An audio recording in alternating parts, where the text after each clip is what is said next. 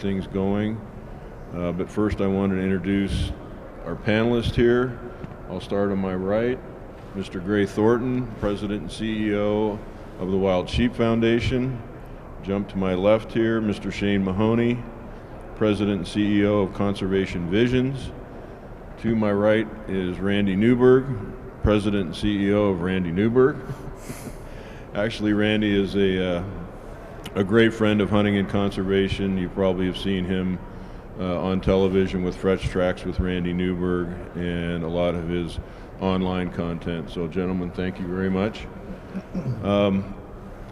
I'll just say briefly, the reason why that title is up there and why we're having this conversation today is, and we'll find out, is the North American model actually in the crosshairs? And from what we're seeing, that appears to be the case. We're getting and seeing there's some folks out there that are questioning.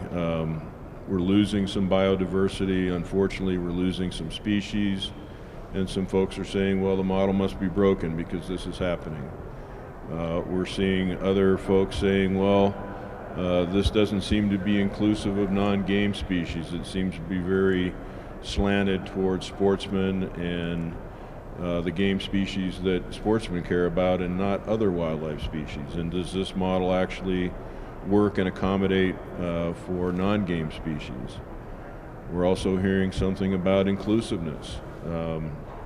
Does this model reach and affect, and do we have input from other peoples, other cultures, religions, so on and so forth?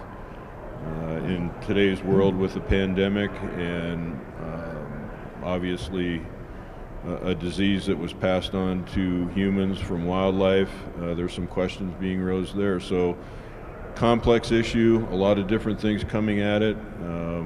We decided to put this on the docket today because, as most people know, if you do know anything about the model, sportsmen, hunters and anglers were directly involved in a lot of the actions that led to how we manage, how we allocate, how we care for, and how we conserve wildlife. And so if these discussions are going on, a great question is, where does the sportsman, where does the hunter-conservationist community sit, and where should we be in those discussions?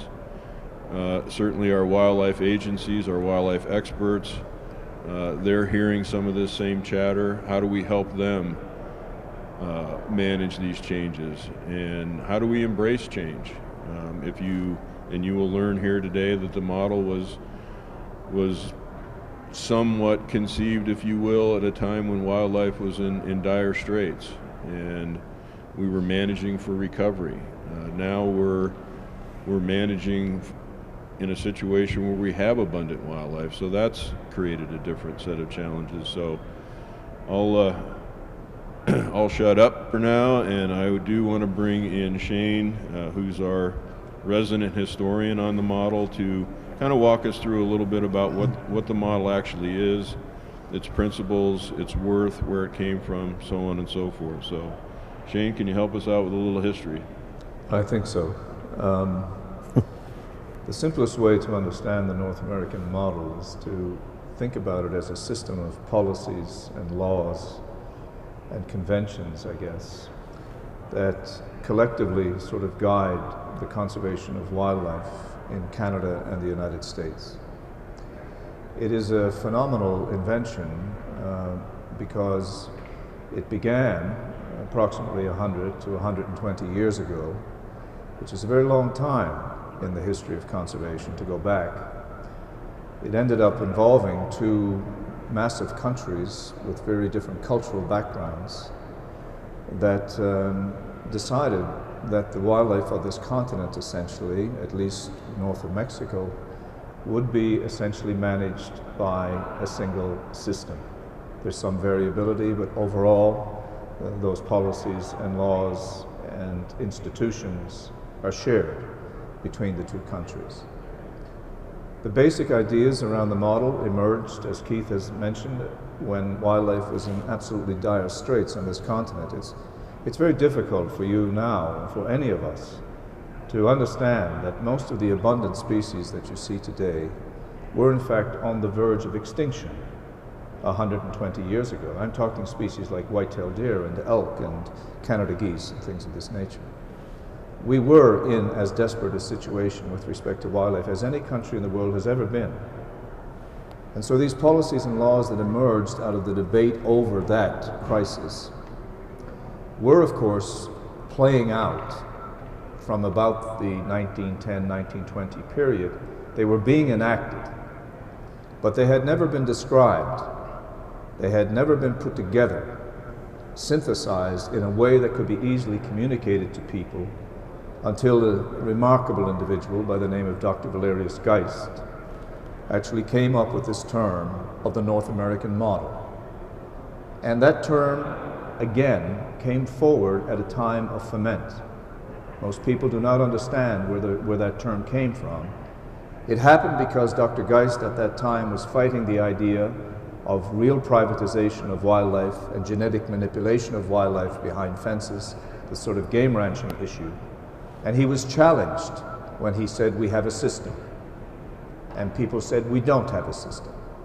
And so he articulated what the system was, those 7 principles that outline the North American model as we know it today. The current situation is that, of course, much has changed. Much has changed from 1900 and 1920 to the mid-1950s, and much has changed from the 50s to the present day. And we're living in a very chaotic time.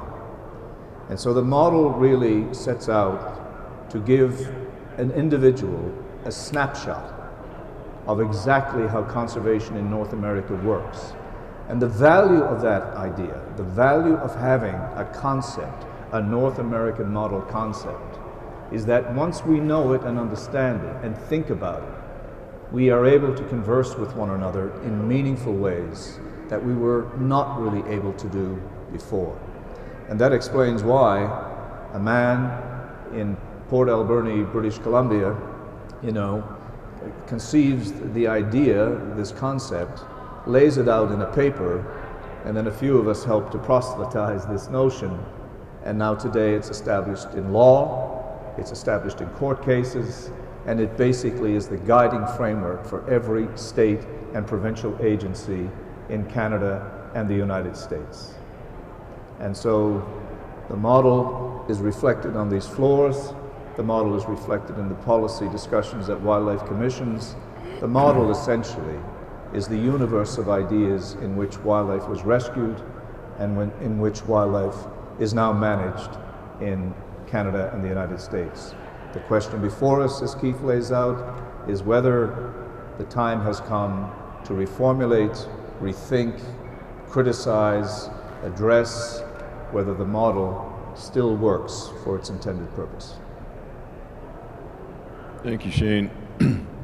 And as Shane mentioned, there are 7 guiding principles that are at the basis of this, and you brought up in your conclusion, should we be making changes? Gray, one of those principles is managed by science, and we're certainly a scientific organization here at the Wild Sheep Foundation. We put a lot of money into science and research. Do you have any thoughts about, is that an aspect of the model that should be changed, or should we still be relying on science? It's a great question, Keith. We even have it in our mission statement, that we are an organization that promotes professional wildlife management. So, what does that mean? Well, the Wild Sheep Foundation funds a lot of research, disease in particular, and we learn a lot through that, and then try to apply it into policies, separation policies between domestic sheep and wild sheep, for example. But we're also seeing, and I see a very good friend of mine here, Scott Ellis from British Columbia, policies are made outside of science. Grizzly bear in BC being a particular, where you have arguably the most studied species in that province, and not by science, a hunt was canceled. you know, the ability to hunt grizzly bear in British Columbia. So that's concerning. So I think science is absolutely relevant to the model, critical to the model.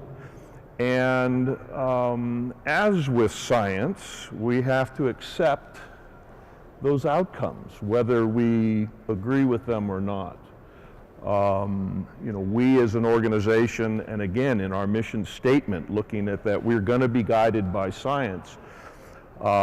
We need to take the emotion out of it as well. You know, we're often looking at the anti-hunting community or the preservationist community and the tools that some of them use to guide wildlife policy by the ballot box or referendum. But we've got to recognize that sometimes the science tells us good things, sometimes the science tells us bad things, and if we're going to be true to our mission, true to ourselves, we've got to accept that. So what does that mean? You know, wild sheep are a iconic species. They're also a very rare species. We know that. So we use science to manage the harvest of those species. We use science to manage the enhancement of those species. Some wild sheep species can sustain harvest. Some smaller populations in some locales may not. We've got a very serious situation in Alaska, for example. There is a die-off in one region of 50 to 60% due to just terrible winter conditions last year.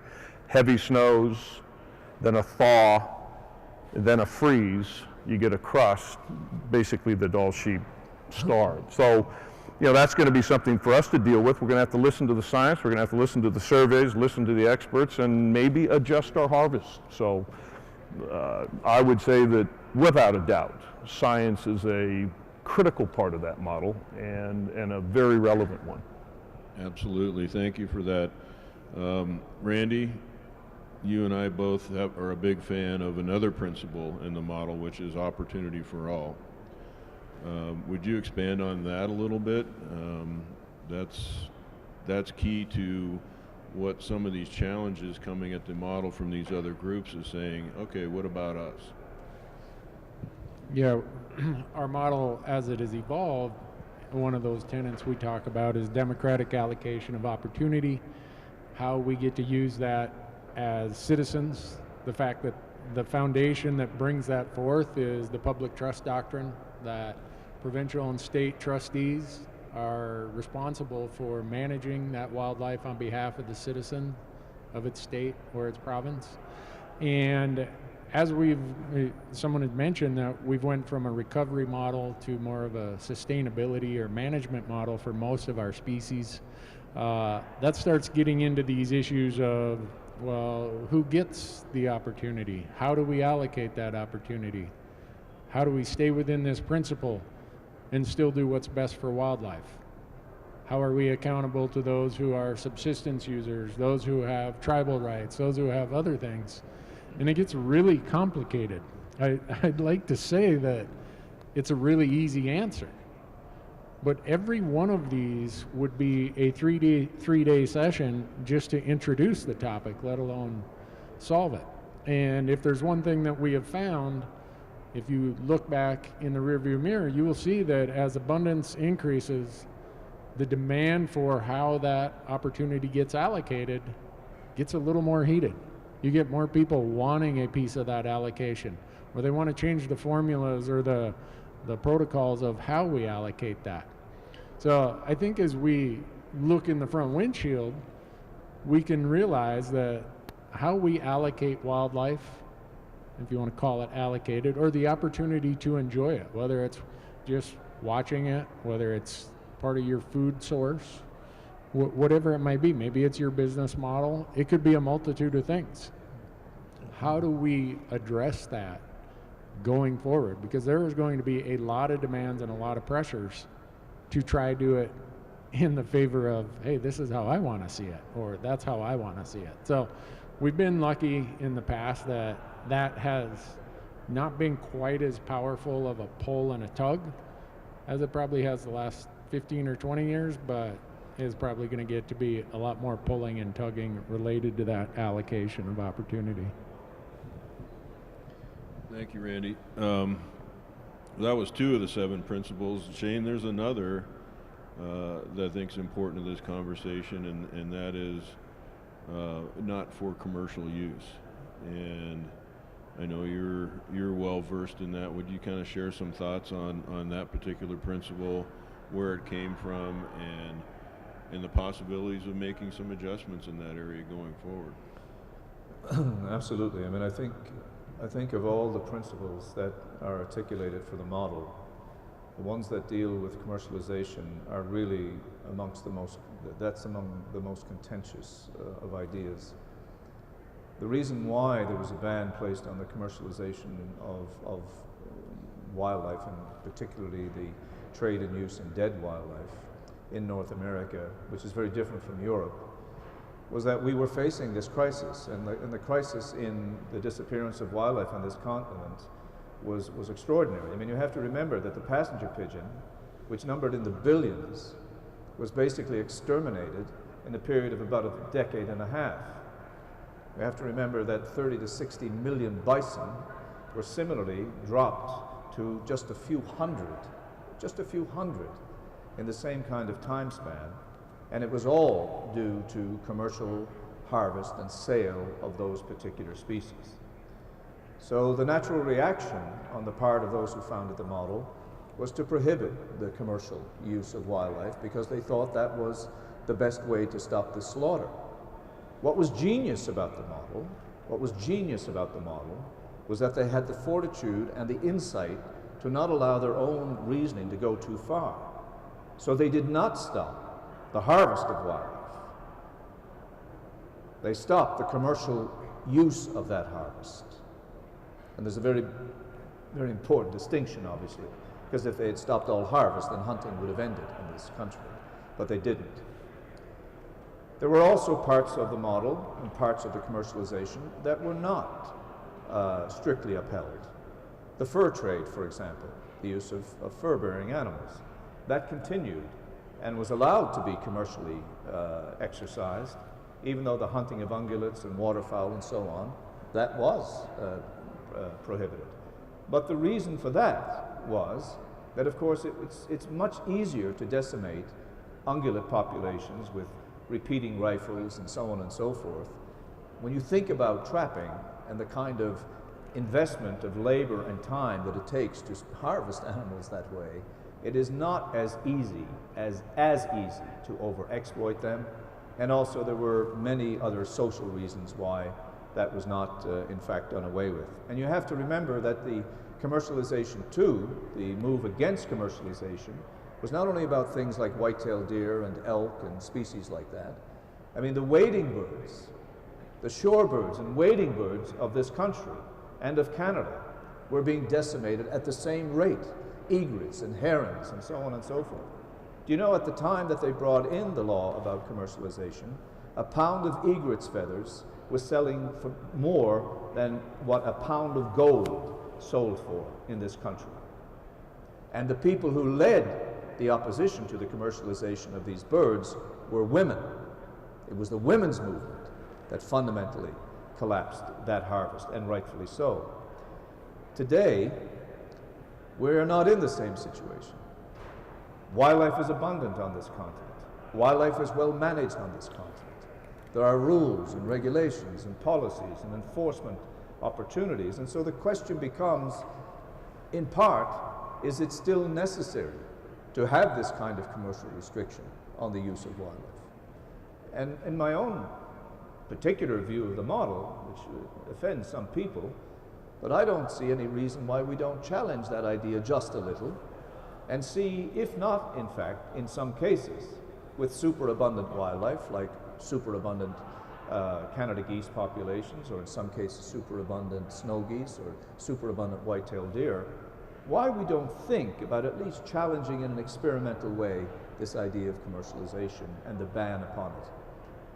I also want to simply say that do not confuse the idea of outfitting with the kind of commercialization that the Roosevelts and the Pinchots and the Grinnells were looking to stop. They wanted to stop the sale of dead wildlife. They didn't want to stop the hunting of wildlife. And therefore, the idea that somebody could offer an opportunity for somebody to go hunt, yes, at one level, it might be considered commercial, and it truly is. But that was not the kind of commercialization of wildlife that the founders of the model were concerned about. Today, we have the debates over,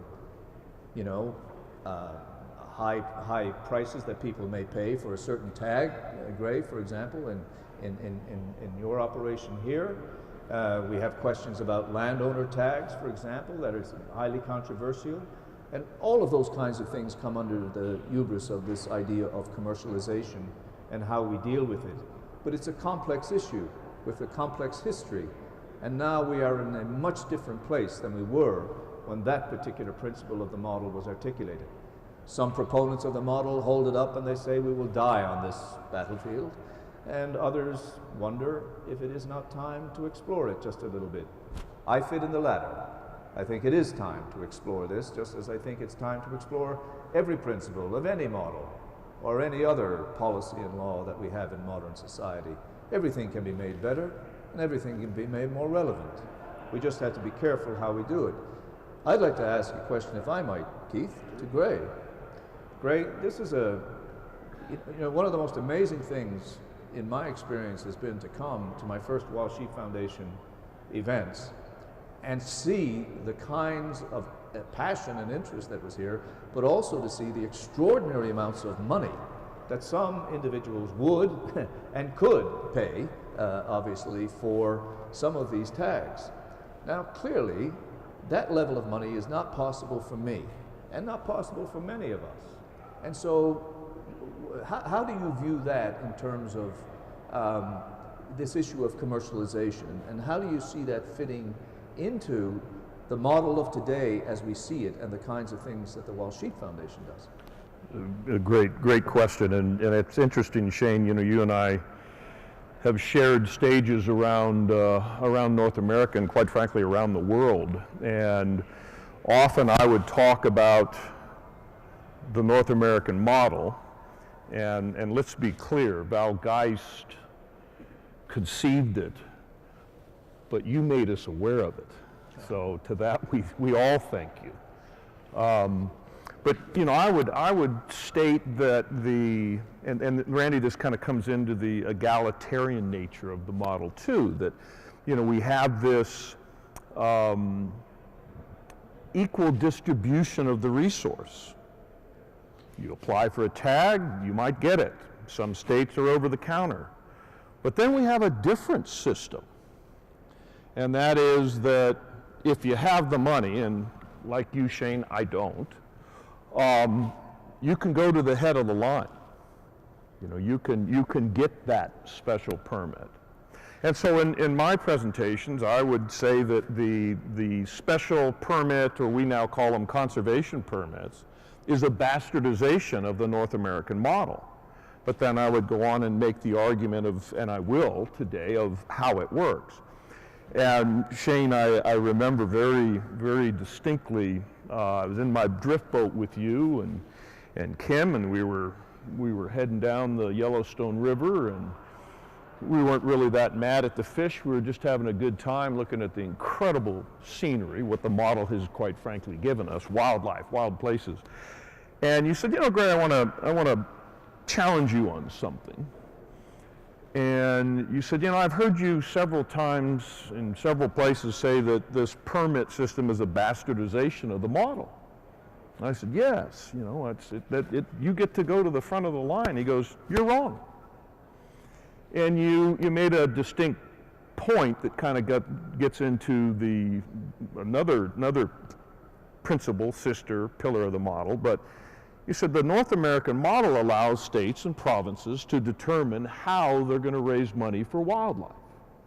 So if a state or province or territory or a tribe, First Nation, decides that, well, we're going to raise money for wildlife in this fashion, Most of the tags will be allocated either on an over-the-counter or a limited license basis, but we're going to pull a few away.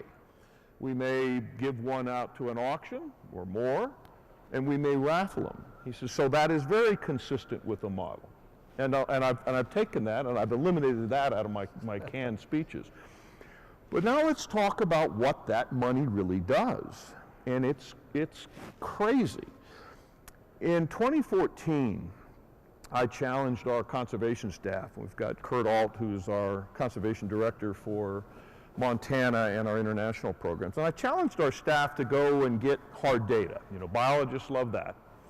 So they went to the Western Association of Fish and Wildlife Agencies and that data and searched on where are those revenues for state, provincial agents coming from. Really interesting. 74% of wild sheep conservation in a state or a province comes from the sale of an auction tag or a raffle tag. That's amazing. And I'll tell you what was kind of interesting in that. Right at that time, we had sold the Montana tag for $480,000. You know, the opportunity to hunt a bighorn sheep in Montana.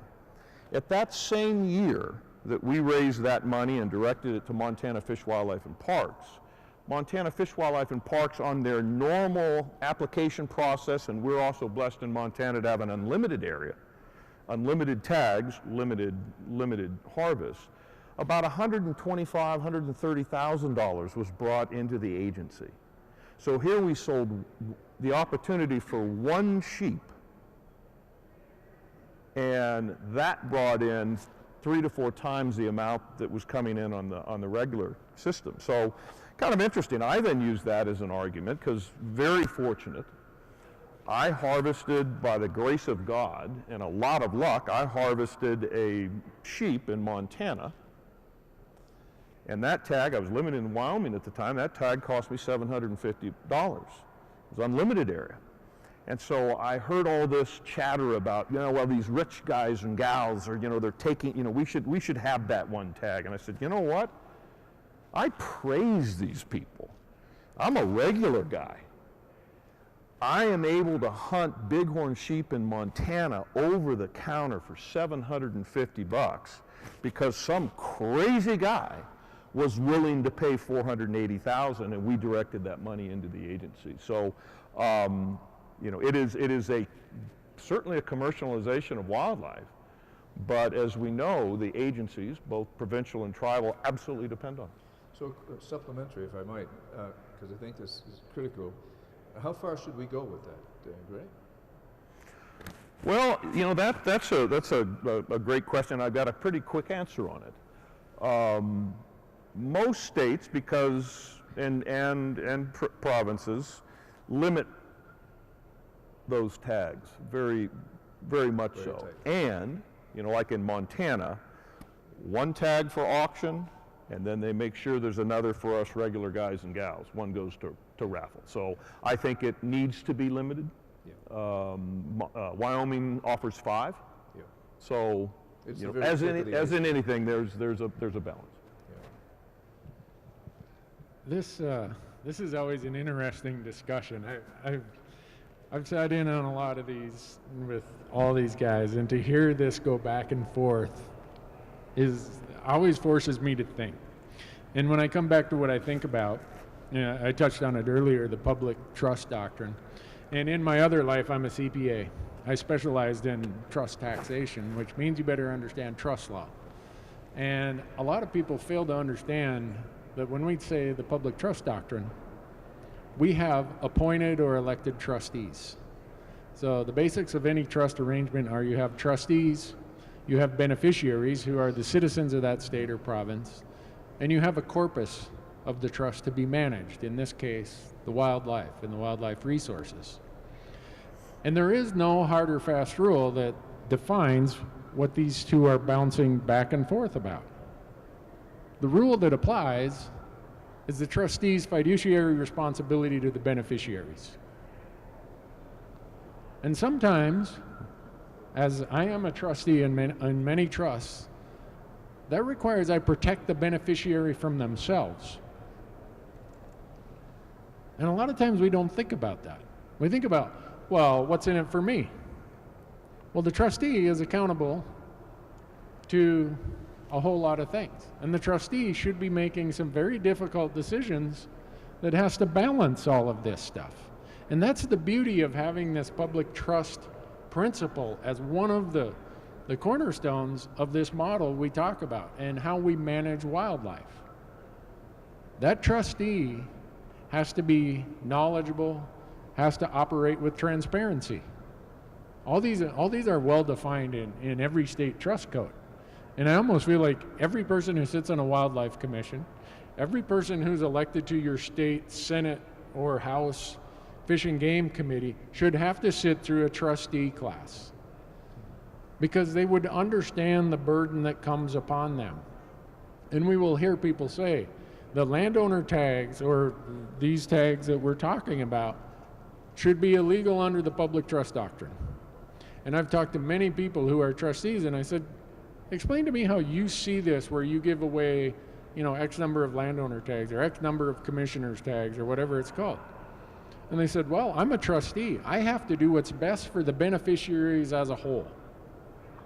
I have to grow the corpus of this trust. And if I can grow the corpus of this trust by 10%, by only allocating 0.5% of the trust corpus, that's a 20% return on my money or my investment. Every beneficiary should be pleased that I just got a 20% return on that trust corpus. So my point of bringing this up is there never is a hard and fast rule about what you can do or what you can't do. That trustee has to look at all the diverse beneficiaries, the hunters, the anglers, the non-hunters, the just regular citizens of the state. And they have to manage that corpus of wildlife for all of them. And when you think about that, that's not very easy to do. Right. This public trust, doctrine is a. Thank you for those comments, Randy, because I think they're very helpful. About 15 years ago, with the Western Association of Fish and Wildlife Agencies, I called for a review of the public trust doctrine with respect to wildlife. And I did that because I didn't feel we really had one. I mean, the principle was articulated in the model, and in general it is true that we accept the fact that wildlife belongs to everybody, not to a single individuals. But part of that trust arrangement is supposed to mean that there is some kind of reporting and regular dialogue between the trustees, etc., back and forth. Those who are responsible for the trust report to those for whom they hold the thing in trust.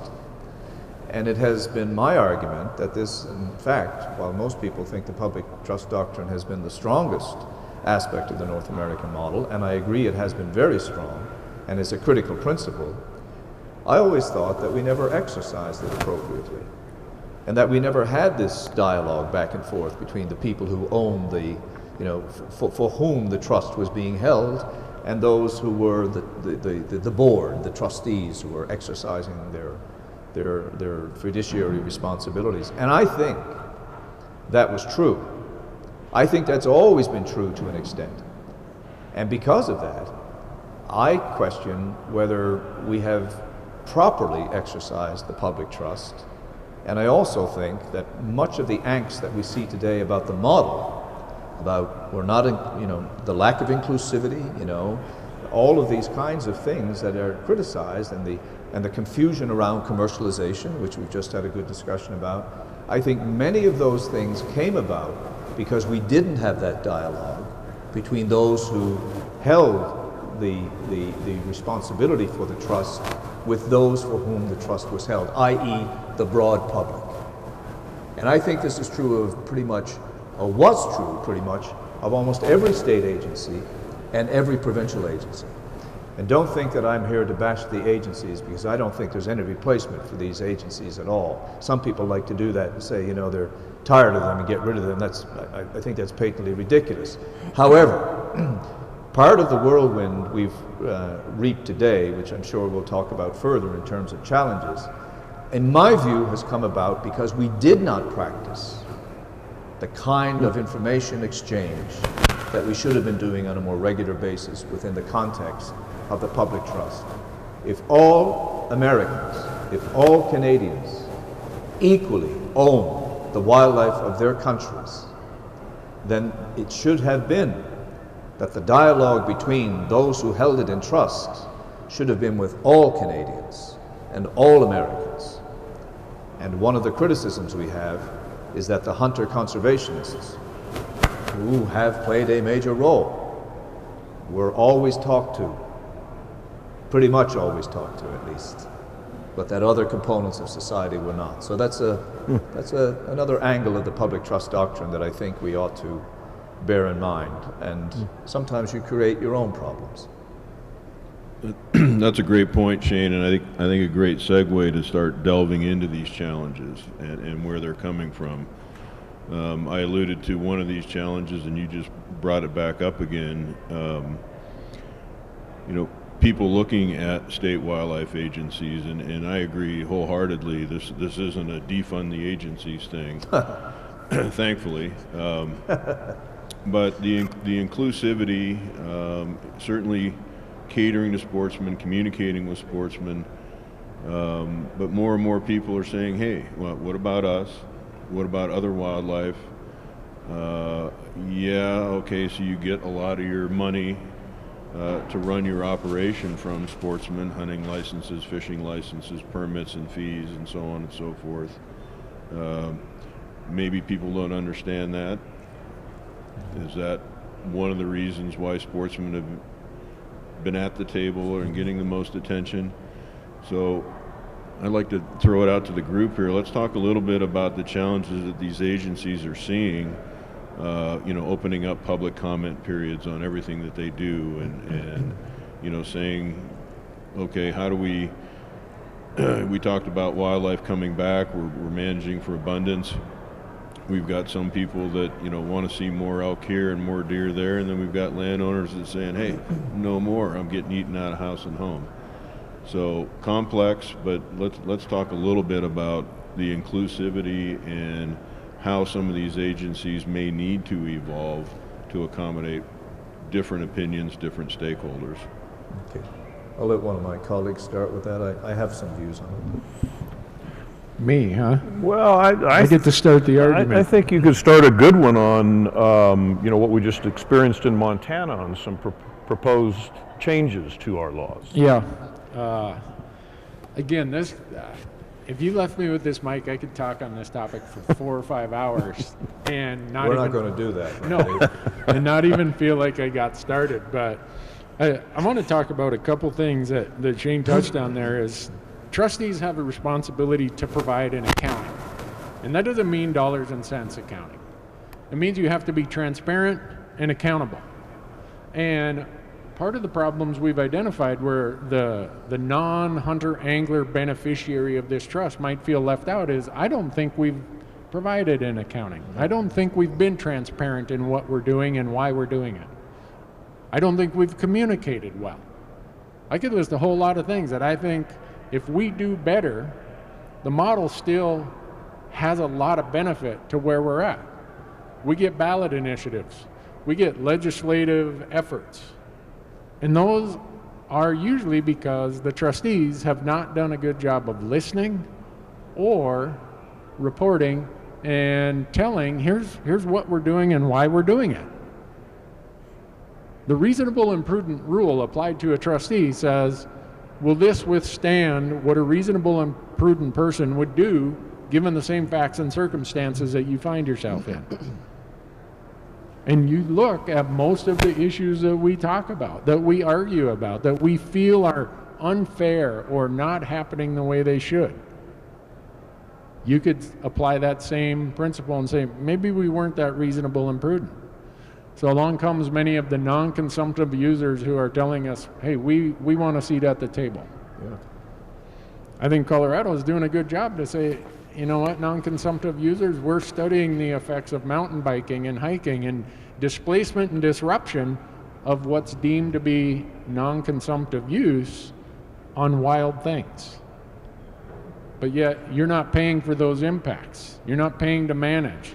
So then you start getting into these topics of who should pay. Should the seat at the table require that you pay to be at the table? My point being, there's so many rabbit holes to this that we could talk about, but you bring this up in the context of how we're going to manage this wildlife and where are the places that this model still is relevant and where are the places it needs to be challenged. And we're in a time and place. Let's look, okay, the most recent thing we had to watch happen in Colorado is they had a ballot initiative about wolves. Was there any science basis to that? No. Does that allow the trustees to manage in the way the trustee feels is best? No, because it's statutorily telling them what you're going to do.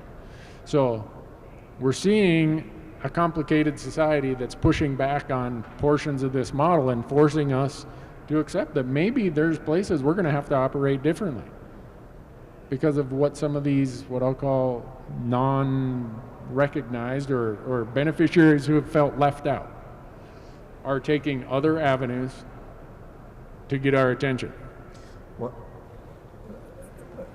I think you've articulated exactly why the review of the public trust was needed, and the Wildlife Society did, following that meeting, undertake a review of the public trust doctrine, but it didn't really get at the issues that I was concerned about, which largely were those.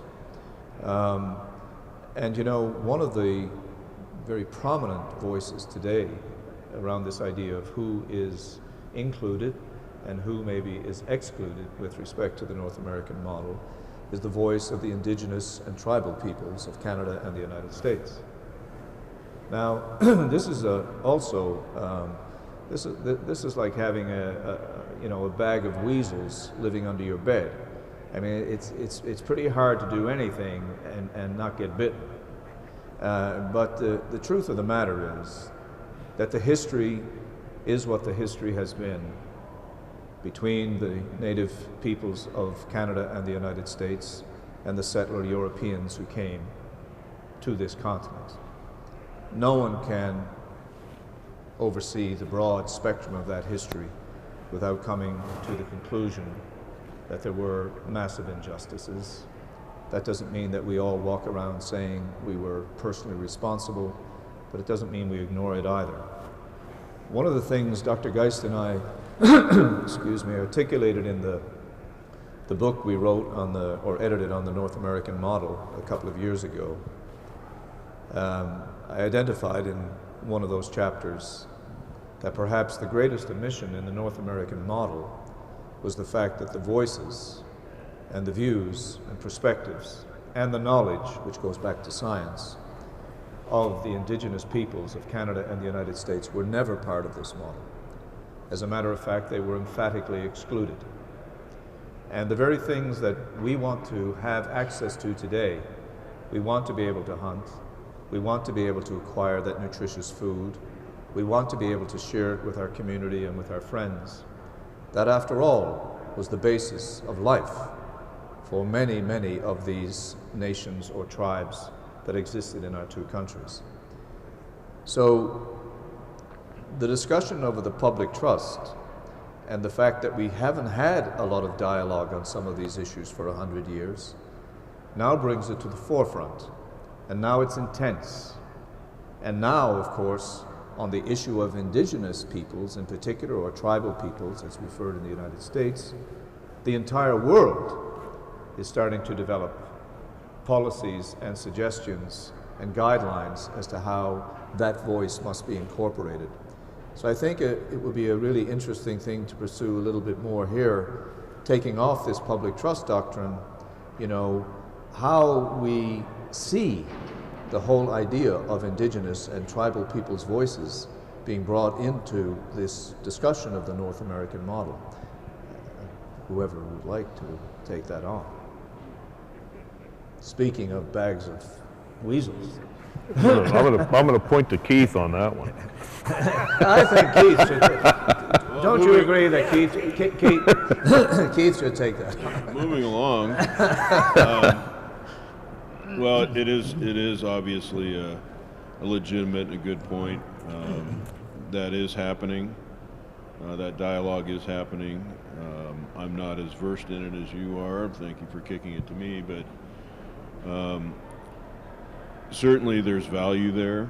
And if we're talking about inclusivity, that has to be part of it, no doubt, whether you agree with it or not. It certainly needs to be there. There's insight, there's culture, there's history.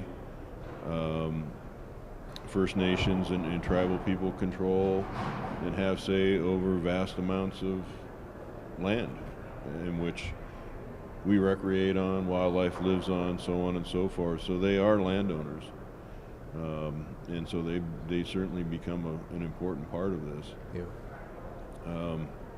With the time we have touched on some challenges here. There are others, I think, that are important to this conversation. Shane and we talked about this early on with the idea of disease transmission. Yeah. We're dealing with this COVID situation. There are other examples over time, and there are others now that are taking this opportunity to say, hey, there should be no trade in wildlife, there should be no harvest, there should be no consumption. So I think that's an important part of this discussion, certainly relevant in today's times. You know, where do we go with this? Do we pay attention to it? Is it just noise, and is it going to pass? Well, I think with regard to the disease issue, it's not going to go away because we're looking at this issue from a COVID lens point of view. The sources of most of these zoonotics obviously are from animals. Zoonotics, that's what they are, but the source of most of our pandemics in the last 30 to 40, 50 years have stemmed from wildlife species of one form or another. So this is an issue we can't ignore because it affects the public perception of wildlife. It affects how hunters perceive the game that they pursue. We have a very domestic phenomenon in the chronic wasting disease phenomenon, which obviously most of you are aware of. I mean, this is another of those disease issues that are very prominent in the discussions over the harvest of wildlife. And of course, we have to be politically savvy enough to recognize that there are both domestically in the United States, in Canada, and around the world, many groups that are seizing on the issue of COVID and the idea of pandemics that arise from animals and the consumption of animals in some cases, and say that, you know, the solution to that is to end the consumption of all animals, and certainly all wild animals, and therefore to close down any activity that's associated with their harvest, because obviously we want to consume the animals that we harvest as a principle. So I think that in the broader picture of things, the North American model and our discussions around it cannot ignore this idea of diseases in wildlife, because if for no other reason, those diseases, whether it's Lyme disease or whether it's SARS or whether it's COVID or any number of others, it affects the public perception of wildlife. It affects the public's perception of whether they want wildlife. And by the public, I mean all of us. The hunter-angler community may well want wildlife because they're highly incentivized to want them. And the people who love to view wildlife will also be incentivized. But not every citizen in our two countries is equally enthralled with wildlife.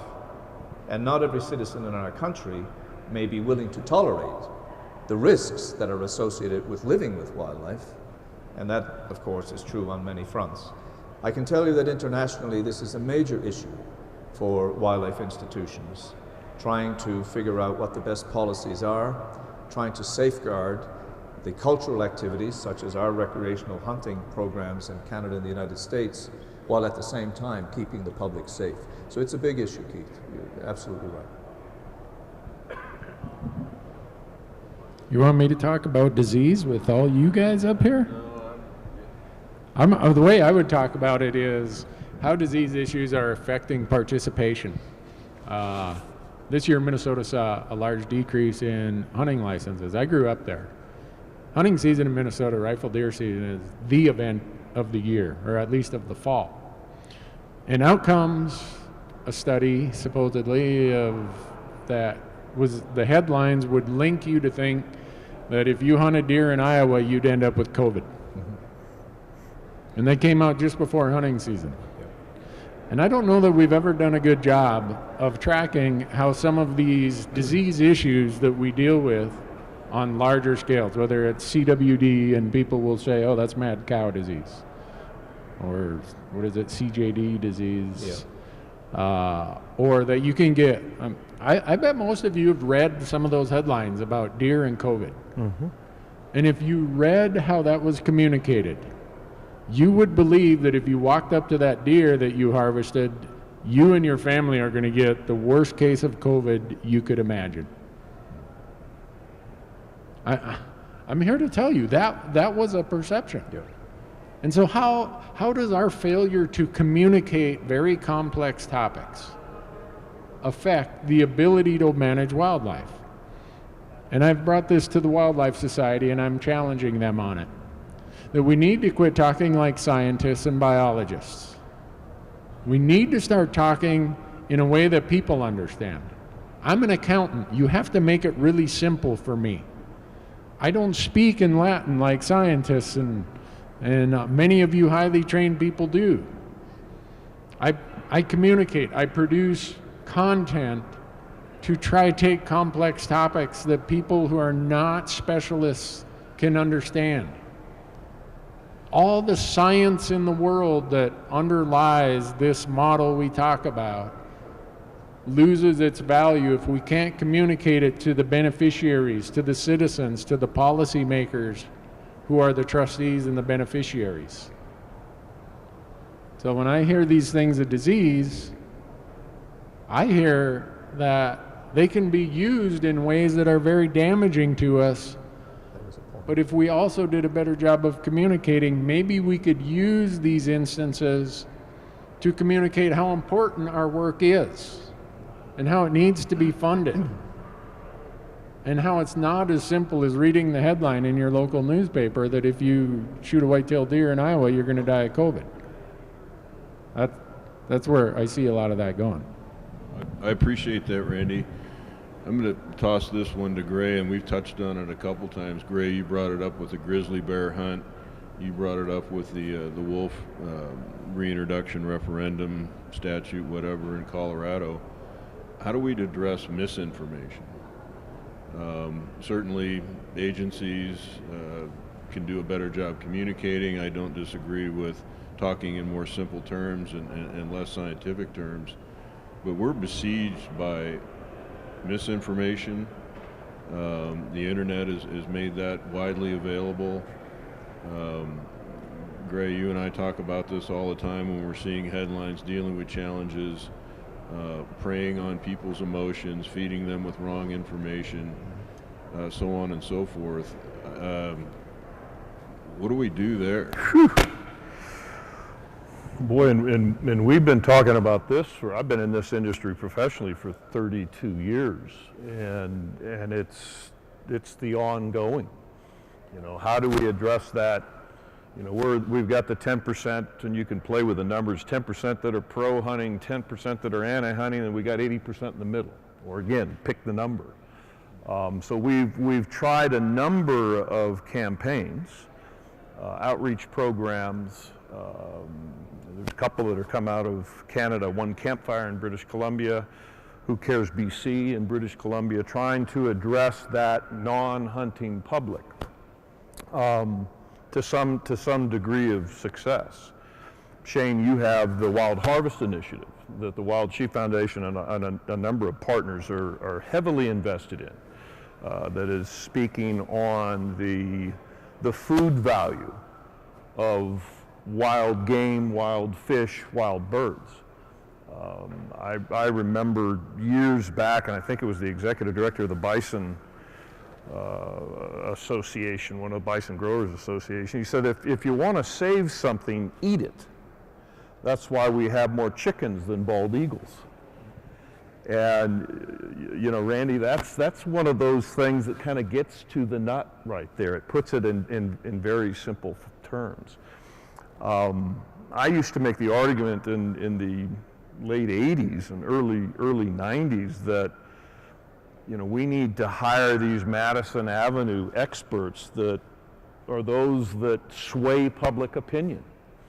And I use the argument of the election of Bill Clinton. And at the time, you had George H.W. Bush that right after the first Iraq War had like an 83% approval rating. And he wasn't reelected. There was a shape of, and this is not to get into a political, it's really more to point out that, we shape perception. So don't have the answer other than I think the things that we are doing may be working. And Shane, this goes back to a comment that you made. All these programs that we try to undertake. We just launched a Woman Hunt initiative. Kind of the hand that rocks the cradle, will also be the one that's making the policies in the future. You made an interesting point, though, not on this stage, but on another. And you look back, and I think it was in 1990s, he said, what's really interesting is all these campaigns that we've done to try to sway public opinion, and these campaigns that have been focused on that 80% in the middle, there really hasn't been much of a change at all. If you look at the public perception of hunting in 1990, from a percentage of, it's about the same now, and it's that 80% of the people pretty much accept it. They may not like certain aspects of it, and I think that's kind of getting back into, is it inclusive? Is wildlife equitably shared? But so I think we keep doing what we do. We just need to do a better job of doing it, and that is communicating to the people. Keith and I had a very challenging scenario just in dealing with this convention. Last year we called it hybrid, but it was a virtual convention. But we came to Reno, Nevada, we set up a stage, we set up this here, this was our Zoom lounge. We did it over at the Peppermill Hotel. We set up an auction stage, and instead of doing a live auction to an audience, we did a live auction to television cameras. We learned a lot. We had some unbelievable successes. We increased our membership 23% because we just had a little tick off on the registration form. We go, how the hell did we do that? So then we tried it a little different way. We're going to come together. We're going to be here in Reno. We're going to have a live event. But you know what? We're going to do what we're doing right here. We're speaking to an audience, and we're also streaming to the world. 90 days ago, Keith and I were hearing constantly that, I hear you guys are just doing a virtual event this year. So reason why I bring that up, it just gets to the point of that messaging. And I often think that we're not going out to the people, and Randy, you touched on it, and the people that we're trying to get that message to, and listening to them on how they want to get that content. We have this idea that we're going to teach you what hunting is. The hunting is good. Well, I think we need to listen to them. I'm sure this is occurring to some of the audience as well. But let's follow some of the discussion that we've had now. We've talked about the fact that we think there ought to be more voices at the table, that we ought to be more inclusive, and that the public trust scenario ought to be far more transparent, communicative, inclusive, perhaps, than it has been in the past. So then let's take a situation like the grizzly bear hunt in British Columbia, or any of the other initiatives that may have taken place, the banning of trapping on public lands in New Mexico recently, and many other similar things. Is that not an example of what happens when you have inclusivity? I mean, these are voices outside of our voices. They are people who see the world differently than perhaps we do in some ways, although we share a lot in common. So it's kind of interesting, isn't it, that we seek for better ways to communicate, but then sometimes when the communication theater broadens and things are brought to us like, listing of wolves or prohibition on grizzly bear hunting in British Columbia, then suddenly we say, well, gee, that's not a good thing. So where does that leave us? If we want more people involved and more people with diverse views, people who may not hunt and fish but who also enjoy the outdoors, who are also part of that public trust because the wildlife is theirs, how do we deal with the fact that whenever something comes up that we don't like, that we sort of feel, well, that all went haywire, and we don't like that? And is that not kind of where we're being led a little bit in our discussion here today? I would agree that it is messy, and it does lead us to those things, but nothing in life is really that easy. I found that out. But to Gray's point, the basics are, if you don't tell your own story, someone's going to tell it for you. And when you tell your story, are you telling it the way you want it told? So with grizzly bears in British Columbia, if we assign, and this is through our messaging, I'm speaking how we as hunters message. If we assign the value of that grizzly bear in British Columbia as to somebody being able to knock it off, check the box on their North American 29, have we done anything good to our cause if we've communicated and told our story that the reason grizzly bears should be allowed to be hunted is so somebody can go and check off the box on their North American 29? We are telling our story, but is that the story or is that the way we want it told? And I just use that because you brought that example up. If we have places with, let's call it, enclosures, and people go and shoot genetically modified deer in enclosures, is that the story that we want told? If it is, then we need to accept that the way we're telling our story is going to be told differently by somebody else that probably doesn't reflect the outcomes that we want. And to use your Bill Clinton example, George Bush example, one team had a hell of a communication system in place, and the other people couldn't tell a story about what they ate for breakfast yesterday. Mm-hmm. Or the price of loaf of bread. Right. And the team that won had the best communication team. They may not have had the best policies, they may not have had whatever. So how would you explain this, Randy? Sorry for interrupting, but I had to ask this question. As Gray pointed out, we have been doing surveys on public attitudes towards hunting in Canada and the United States, but mostly in the United States, since the 1950s. Since the 1950s. Now you can many of you in the room, but not all of you in the room, can remember what the 1950s were like. But since the 1950s, we have been doing surveys, and consistently the American public has said, 75 to 80% of them have said, we are in support of legal, regulated hunting, despite all the changes in society that have occurred. And for most of that time, nobody was giving them any messages. So why was that? What happened there, do you think? I don't know, Gray, Shane. I was born in 1964, but I'll start with 1976 when I turned 12 years old and I could go hunting. I forgot that, Randy. I'm sorry. But no, to your point, I think there's a couple things. We have to understand we're a cross-section of the greater society.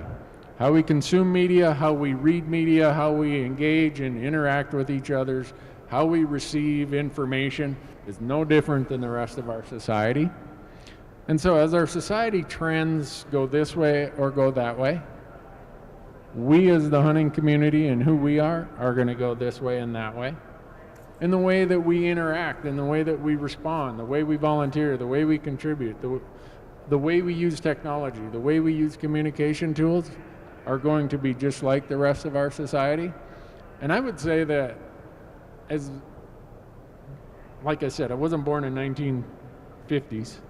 But I would say we've been communicating hunting ever since I've been this tall. 6 years old, I went to the first whitetail deer camp my dad hosted. And there were about 30 people that would come to that camp every night. And there were camps all around. And we just communicated our story much differently. Maybe we communicated it more intimately, actually. I don't know. So I think we've always communicated this. We've been storytellers since time began. Storytelling is communicating, and I think we've been communicating, and maybe that's part of why we haven't seen that much of a change. I don't know, I'm not smart enough to answer it, but that's a different spin on it. Well, I think part of it is that society changes.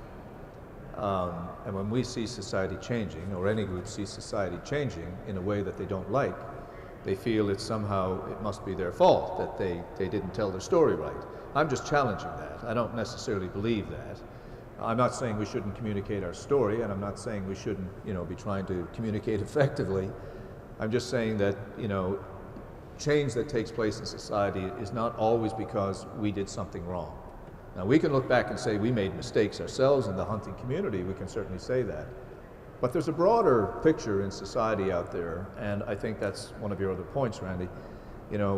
We have to see ourselves as fitting in there, and we have to understand that what the public sees as relevant changes as time goes on. That's been true of every one of you in your own lives in different dimensions, as it has been in all of ours.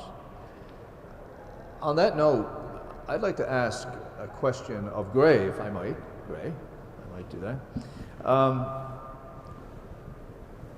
This organization deals with landscapes and animals that are amongst the most evocative that we have on the planet. Mountains have always been considered sacred. They've always been places that people have looked to. Many, many cultures named them as gods and worshiped them and saw them as places of ritual and religion and so on and so forth.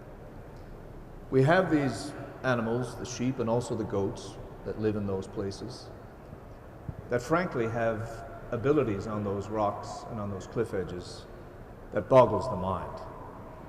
It is one thing to see a mature animal do it, but when you get to see the lambs and the kids dancing on these knife edges of rock with thousands of feet below them to fall, I mean, it really is, it's incredible for anyone to see it. I'm wondering if part of our communications might not be to sometimes really minimize the issue of hunting, or even not have it there, and simply take the experiences we've had as hunters in those landscapes and with those animals to be able to tell their story in a way that no other group of people can, because we have invested so much in understanding them, in pursuing them, in understanding where they live. I mean, maybe if we do want to communicate effectively and we do want to communicate our story, maybe we have to be very indirect about our story's communication these days. I think the Wild Sheep Foundation is in a perfect position to reflect on that question, Gray, and respond. I just on a personal note, I think that's the essence of hunting. I didn't grow up in a hunting family, but somehow it was innate in me. I think I got into it because I was climbing mountains and I looked around and every once in a while I'd see some cool wildlife. I liked to fish. I thought, well, I read a lot of magazines as a kid and got into hunting. But I also had an exceptional mentor that it wasn't, Randy, about ticking off the box on a North American 29. It was about the experience. Again, a regular guy at the time. I'm in Bakersfield, California, and I'd plan all year, and save up all year to get with my couple of buddies, get into a car, and drive to Wyoming to hunt antelope. That was a big deal. And I remember I was in Evanston, Wyoming, and eating breakfast, and some guys looked and saw our California plates and said, "What, you guys coming up here to shoot these goats? Why the hell did you come all the way from California to shoot these goats?" I said, we came all the way up here to get the hell out of California. But, you know, that's really, to me, it's the essence of hunting. You know, and with mountains and with mountain sheep, it's all about that essence. And we have, and you know, Keith is our director of marketing and communications. You know, we're going to release some videos tonight that you'll see at the banquet that try to drive at that essence of what is a mountain hunt, what is a sheep hunt. And the thing that is really amazing, and I'm very proud of how our organization is bringing in young people, is this is a kind of a rich man or woman's game or a lucky game, but it's incredible that we're bringing in these young people because they're aspirational.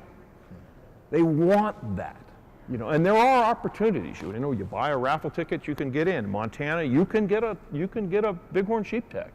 You can hunt. To me, that's, you know, exceptional. So it gets to that opportunity at all, but. You know, it's the essence of hunting. It's you know, the challenges that we face. Keith, because this leads me into one of the most controversial aspects of hunting today globally is this issue of, in quotation marks, trophy hunting. Whatever you interpret that to mean, whatever your own personal view of it is, this is one of the most controversial debates that goes on. No one in this room has not seen something that has referred to that issue. So, Keith, you have a unique experience in this regard, in the sense that you're with the Wild Sheep Foundation now, of course, but you spent a lot of time with the Boone and Crockett Club, which is one of the entities that sort of started the idea of establishing these records for, in quotation marks, what are known as trophy animals.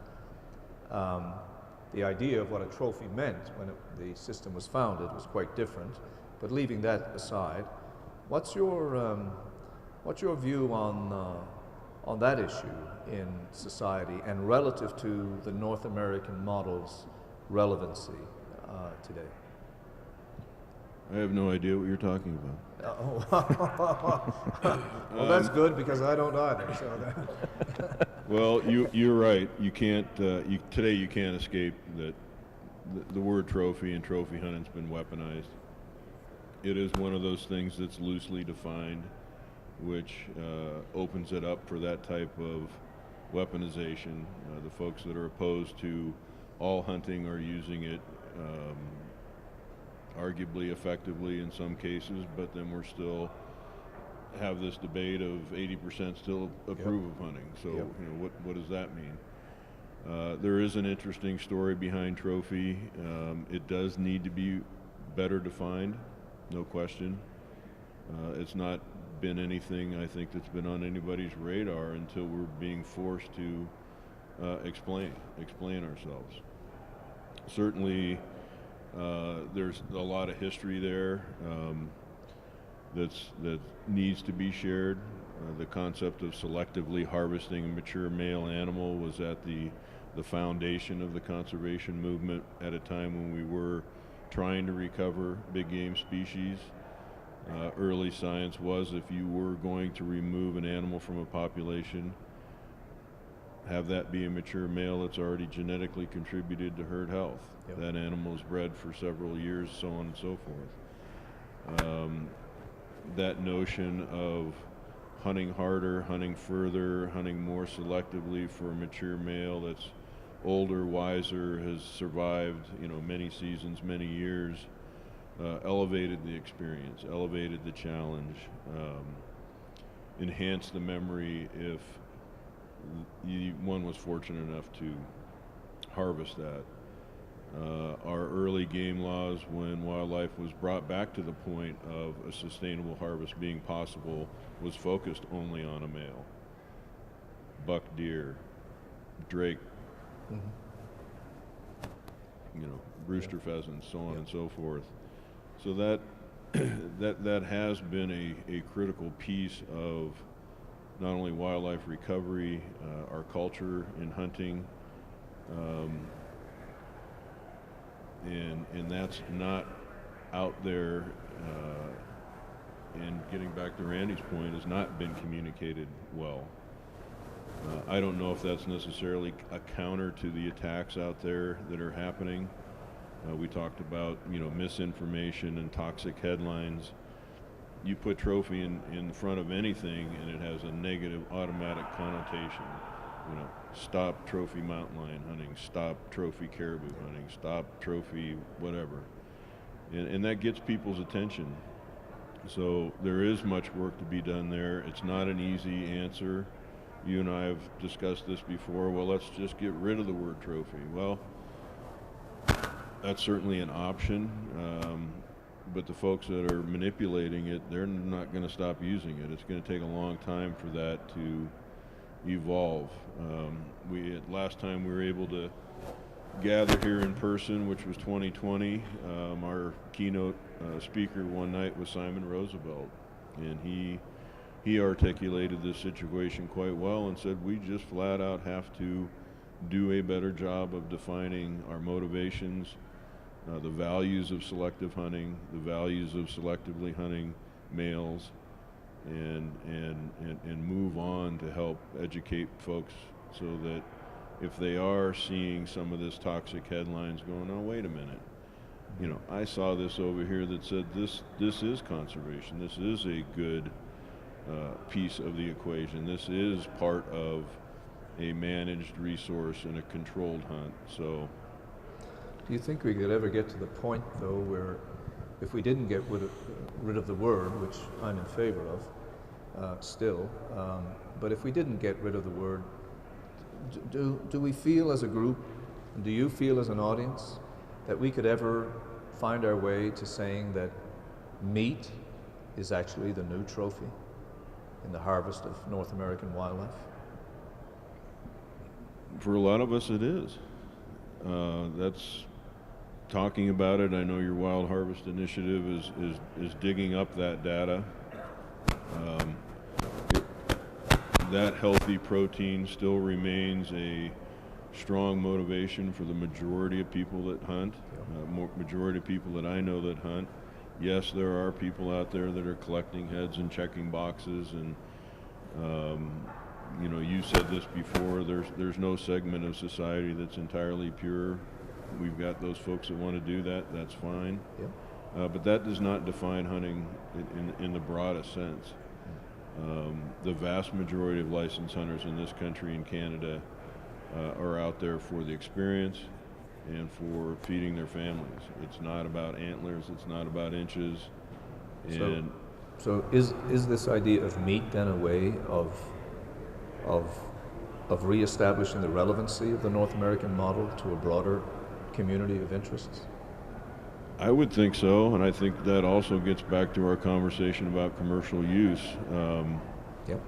And we've talked about this before. Would there be value in that realm of telling our story and realm of communication if you were able to go to a restaurant and have an elk steak and have, I know we have bison burger, but that's, those are a little bit different. A little bit different, but other countries have that available. Yep. Wild boar, fallow deer, yep. It's on the menu, it's yep. there and it's available, it's wonderful table fare, and their acceptance and appreciation of hunting in those countries is vastly different than some of the angst that's brought us to this conversation today. I agree. Gray and Randy, what do you think about this meat business? Yeah, and we struggle with that in the sheep hunting community because, we just talked about the price of some of these hunts. And it is very difficult to articulate why you're willing to pay $25, $50, $100, $300,000 for meat. Yeah. I don't know. We're one of the most hunted species is dove, and I forget what the statistics were on how many shots for the average dove. So that's a pretty expensive little critter too. Yeah. But I think it does get back because sheep meat and that campfire or cooking a piece of backstrap on a hot rock is also a huge part of the sheep hunting experience. So again, I think it gets back to messaging. It's one of the reasons we're supporting the Wild Harvest Initiative as a major contributor, is I think that data is going to help us. And even as we're dealing with a sheep, the sheep species, and that it's not like white-tailed deer, I think it does help us immensely. But the feeling you get of a rack of Dall sheep cooked on a willow stick over an open fire. That's your trophy. That is a trophy. That is a trophy. So it's a huge part of our community, and those in the audience, I know you feel that way. I think when we look back at the history, we as hunters created the term trophy hunter in a binary way. Roosevelt, Grinnell, Hornaday, go read what they complained about, the pot hunter. They weaponized that term by splitting us between trophy hunters and pot hunters in the late 1800s. And that's something we've had to deal with. They're the ones who made that delineation. Our own group made that delineation. And they did it to accomplish an objective. How do we shame the pot hunter to quit shooting these animals we're trying to recover? Out of season. What's that? Out of season. Yeah, and out of season and subsistence and other stuff. And they were successful in what they did. But communicators look back and say, what worked in the past? So people trying to communicate today look back and say, you know what? You can bifurcate this hunting into two absolute black and white activities. And we all know that's just the parts on one side. There's so much in between there. But they've effectively taken that, and as Keith said, have attached the term trophy to just about everything that's there. So I would say a starting point among all of us as hunters, quit using the term meat hunter. But because in today's binary world of you're either this or you're that, every device we have goes on either a 0 or a 1. That's how we think these days. So when you say, oh, the meat hunter, or, oh, you're a meat hunter, that has a negative connotation. We are doing more damage to ourselves by continuing the legacy we inherited of this split between you're either trophy or meat hunter. You're not. Because I would say just about everybody who has a ram or a goat or a unique species on their wall has an unbelievable experience to that. They consumed every bit of it. They probably shared it with other people. They had a real hunt. So let's quit using these binary terms amongst ourselves, because we know the other side's certainly going to use them, but we don't do ourselves any benefit by doing that. I just say you're a hunter. That's all I care.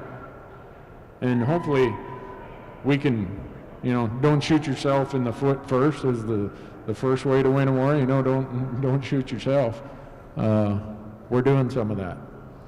I totally agree that I would argue that any adjective put in front of hunting is a mistake. It just leads to opportunities for people who want to pick holes in the activity. I think hunting has many motivations, and we need not focus so much on the motivation as to say that we pursue the activity. And I think we would avoid a lot of criticism if we were to adopt that kind of an approach. Thank you. Well, we're getting to a point here where I think none of us suffered the illusion that we were going to solve everything today. We didn't even get to a lot of this, but I did want to take the opportunity to open it up for some questions. So if you folks have some questions, I will bring the mic down, and you can throw it up here in general or pick on individuals as we go. Or maybe you should answer them when they're done. I can do that.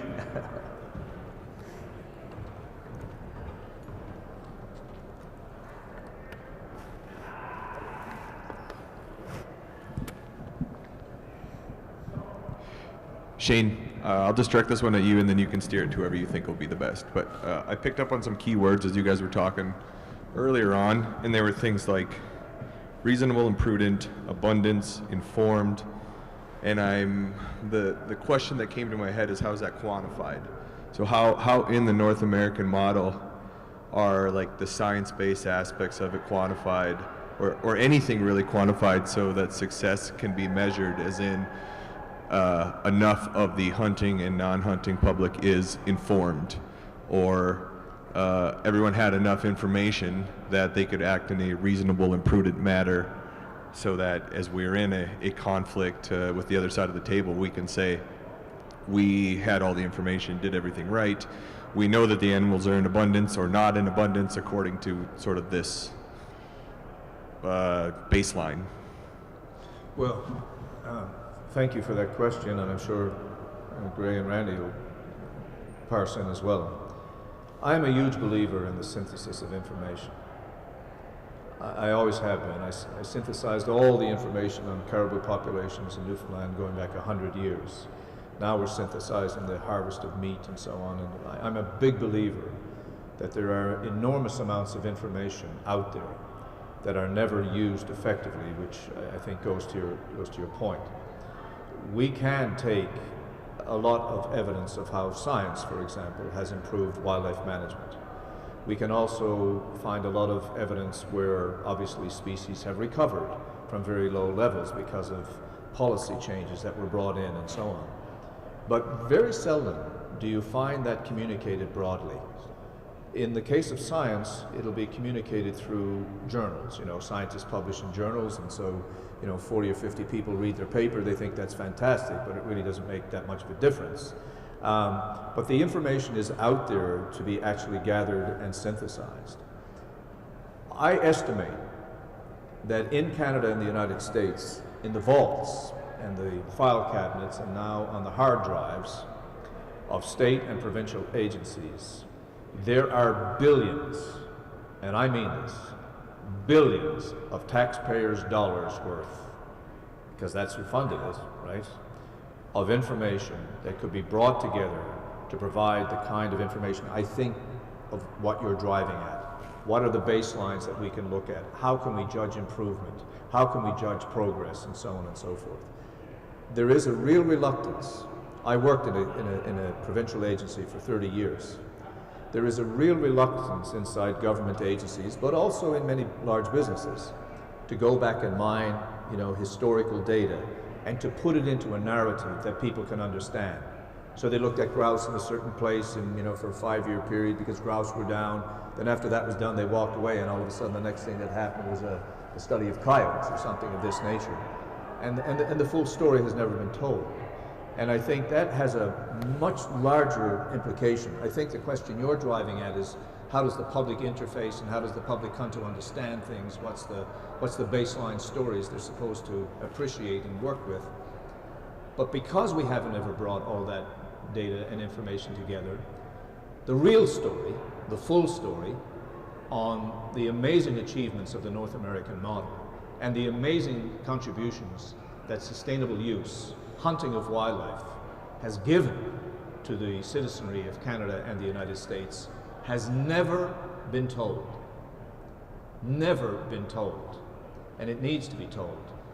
I hope that gets at some of what you were driving. I really like the end, because until somebody can show us the opposite or otherwise, or another system that does it better, yeah, we can't tell that story. It's absolutely true. And we've had reports about how much money is spent on hunting and how many jobs are created and so on and so forth. But we've never come close to telling the full story of this phenomenal adventure we began 120 years ago.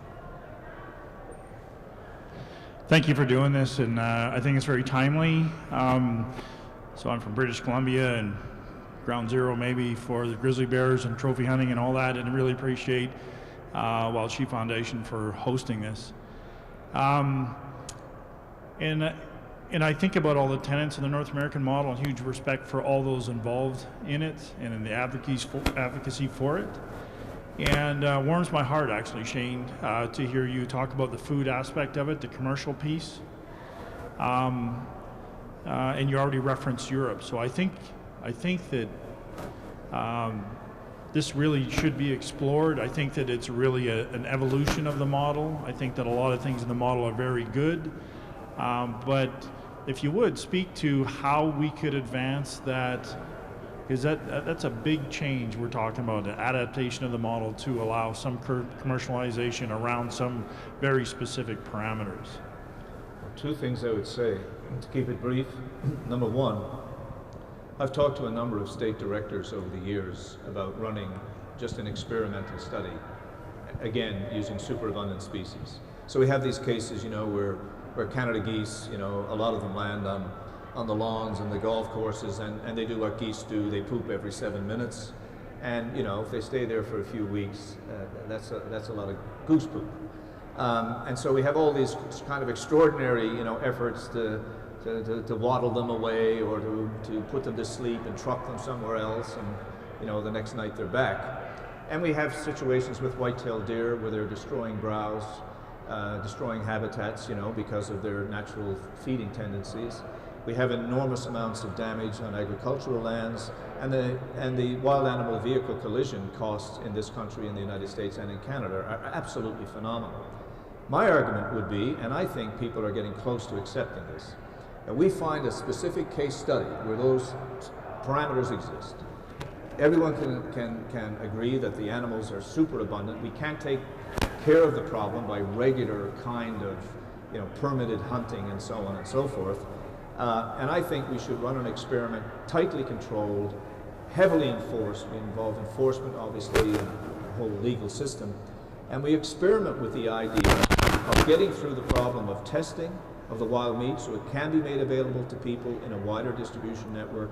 We try it maybe in one province or in one state, and we study that, and we see if that experiment leads to the complete and utter chaos that a lot of people believe will happen if we challenge this principle of the model, which I do not believe will. It's a very different world than 120 years ago, when we didn't have even any enforcement officers or any science. And the second point I would make about this, I think our biggest opportunity to do this is to do it with the indigenous and tribal communities. They have always had a cultural tie to wildlife and the consumption of wildlife, where often things were traded and sold that belong to wildlife, parts of wildlife, and so on and so forth. I think British Columbia, frankly, despite the fact that you're the California of Canada, I think you know, you'd be a great place to start because of all the work you've done already with indigenous peoples there in your province. So that's what I would say. I think we should get on with it, and I'm glad you're open to it, Scott. We'll get it back to you, but Randy wants to make a comment there. When Shane brings up this experiment, I don't know if it was as tightly controlled as he's envisioning, but we'd probably not have any American alligators if not for the fact that we allowed the commercial sale and use of alligators. We had some ugly, scaly thing that people were hating because it was eating their pets, occasionally human injury. They were on a decline to the highest degree. And if you talk to the managers of those species from Florida and the Gulf Coast states, they were going to be extinct. And they came forward with this really strange concept that would violate most of the principles some of us would say exist in the North American model. You were allocated X number of tags once the population got to a certain level. And if you could get it to a higher level, you got more tags. And unless you didn't watch reality TV 7 or 8 years ago, you know about Troy and those swamp guys, right? They showed us how an experiment in wildlife created an economy. That now that economy is driven by abundant alligators. So I think we've kind of conducted that experiment to some portion. Not for food so much, but we have done it. You're right.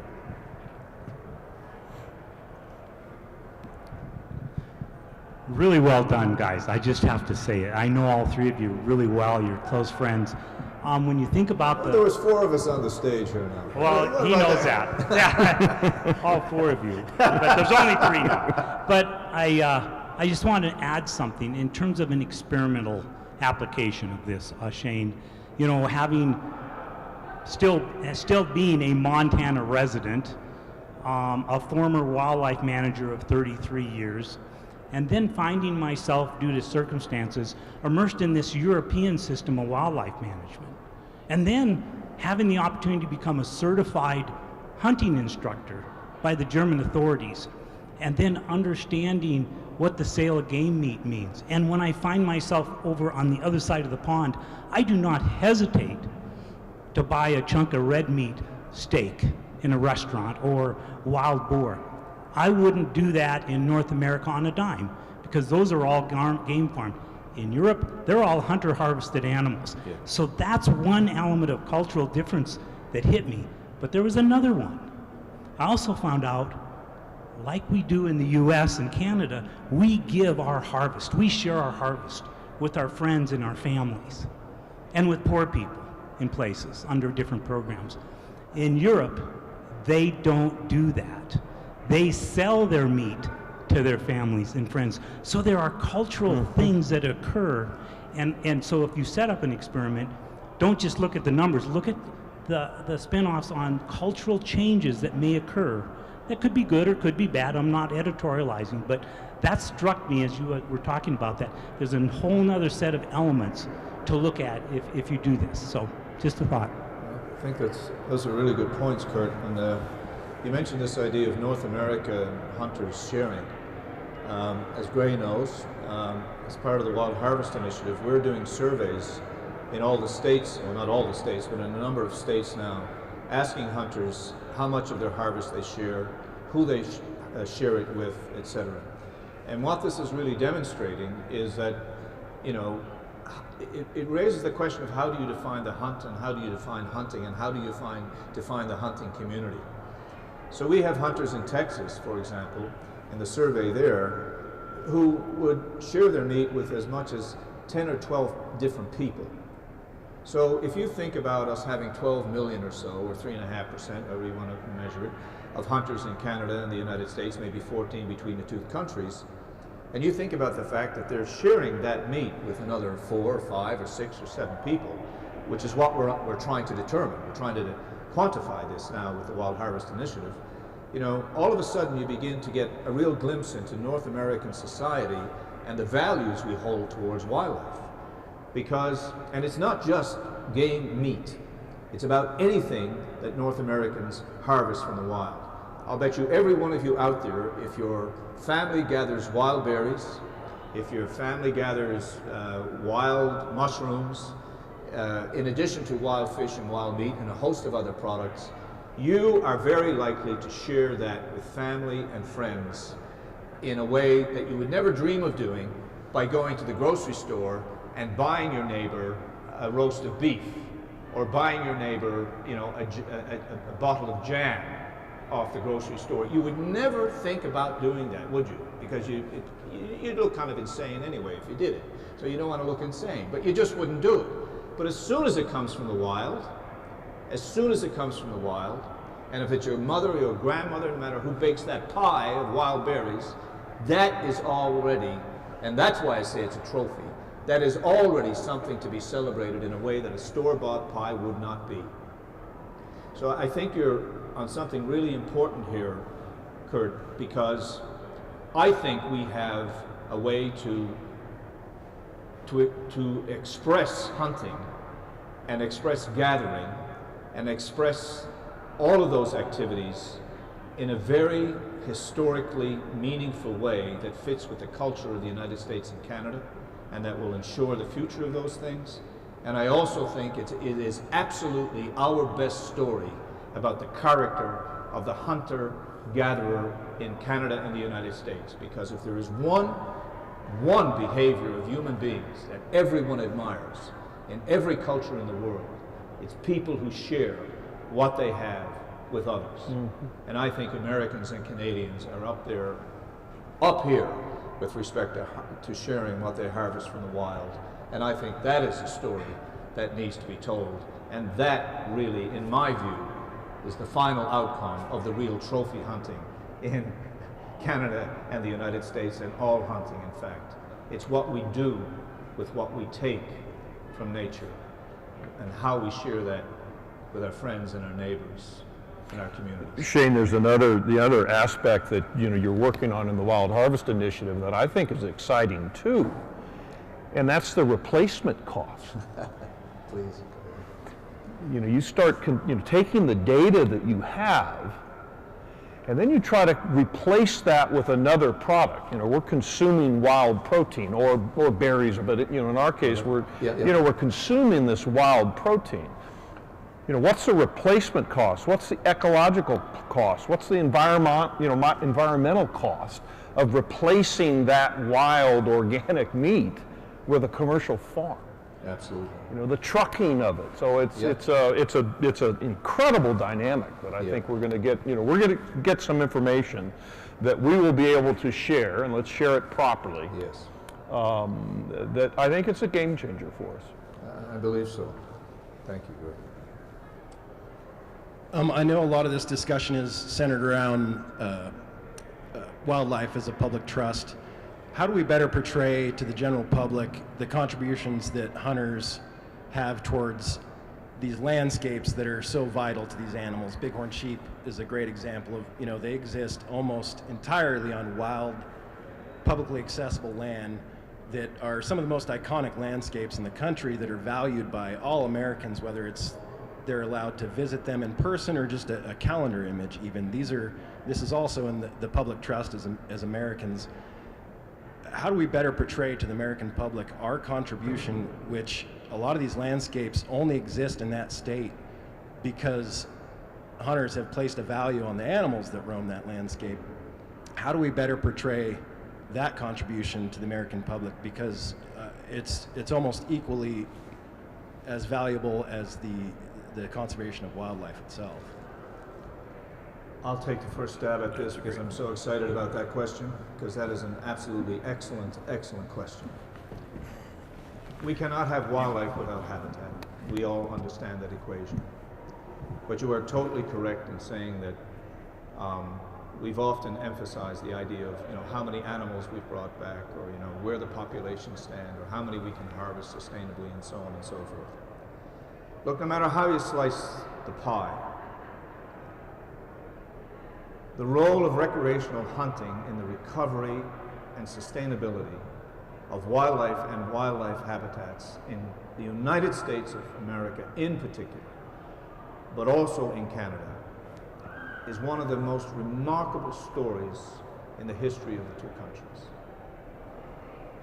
While it is a public trust and everyone owns wildlife, that does not mean that because that is equal, that all people will make equal contributions to the conservation of that resource.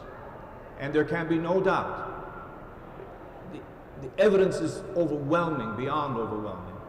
There can be no doubt that the recreational hunter and angler and their families and everyone around them and their communities have made the massive difference in the conservation of wildlife on this continent.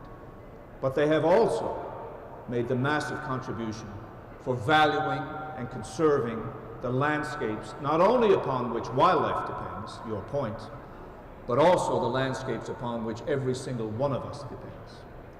And you have raised a point about our communication that is incredibly important, because the land,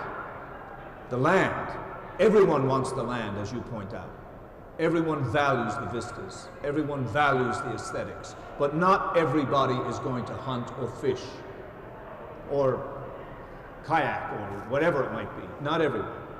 But every American values those vistas and those landscapes that they see, whether in national parks or outside of national parks, on public lands or private lands, wherever it is. And hunting has often made the difference in terms of being able to make sure that they stayed the way they were. And that story, you are absolutely right, my friend. I don't know who you are, I don't know if we've met before, but you are absolutely right that that story has never been effectively told within the constructs of the North American model, or any narrative really with respect to conservation and environmental history in the United States of America. Thank you for that question. Since I was the one dwelling on things about communication, I guess, is that why the bright lights are on me right now? I think so. That's the inner light. I agree with everything that Shane said. We haven't done a good job of telling our story about the importance of these lands, our efforts, all the things we've done.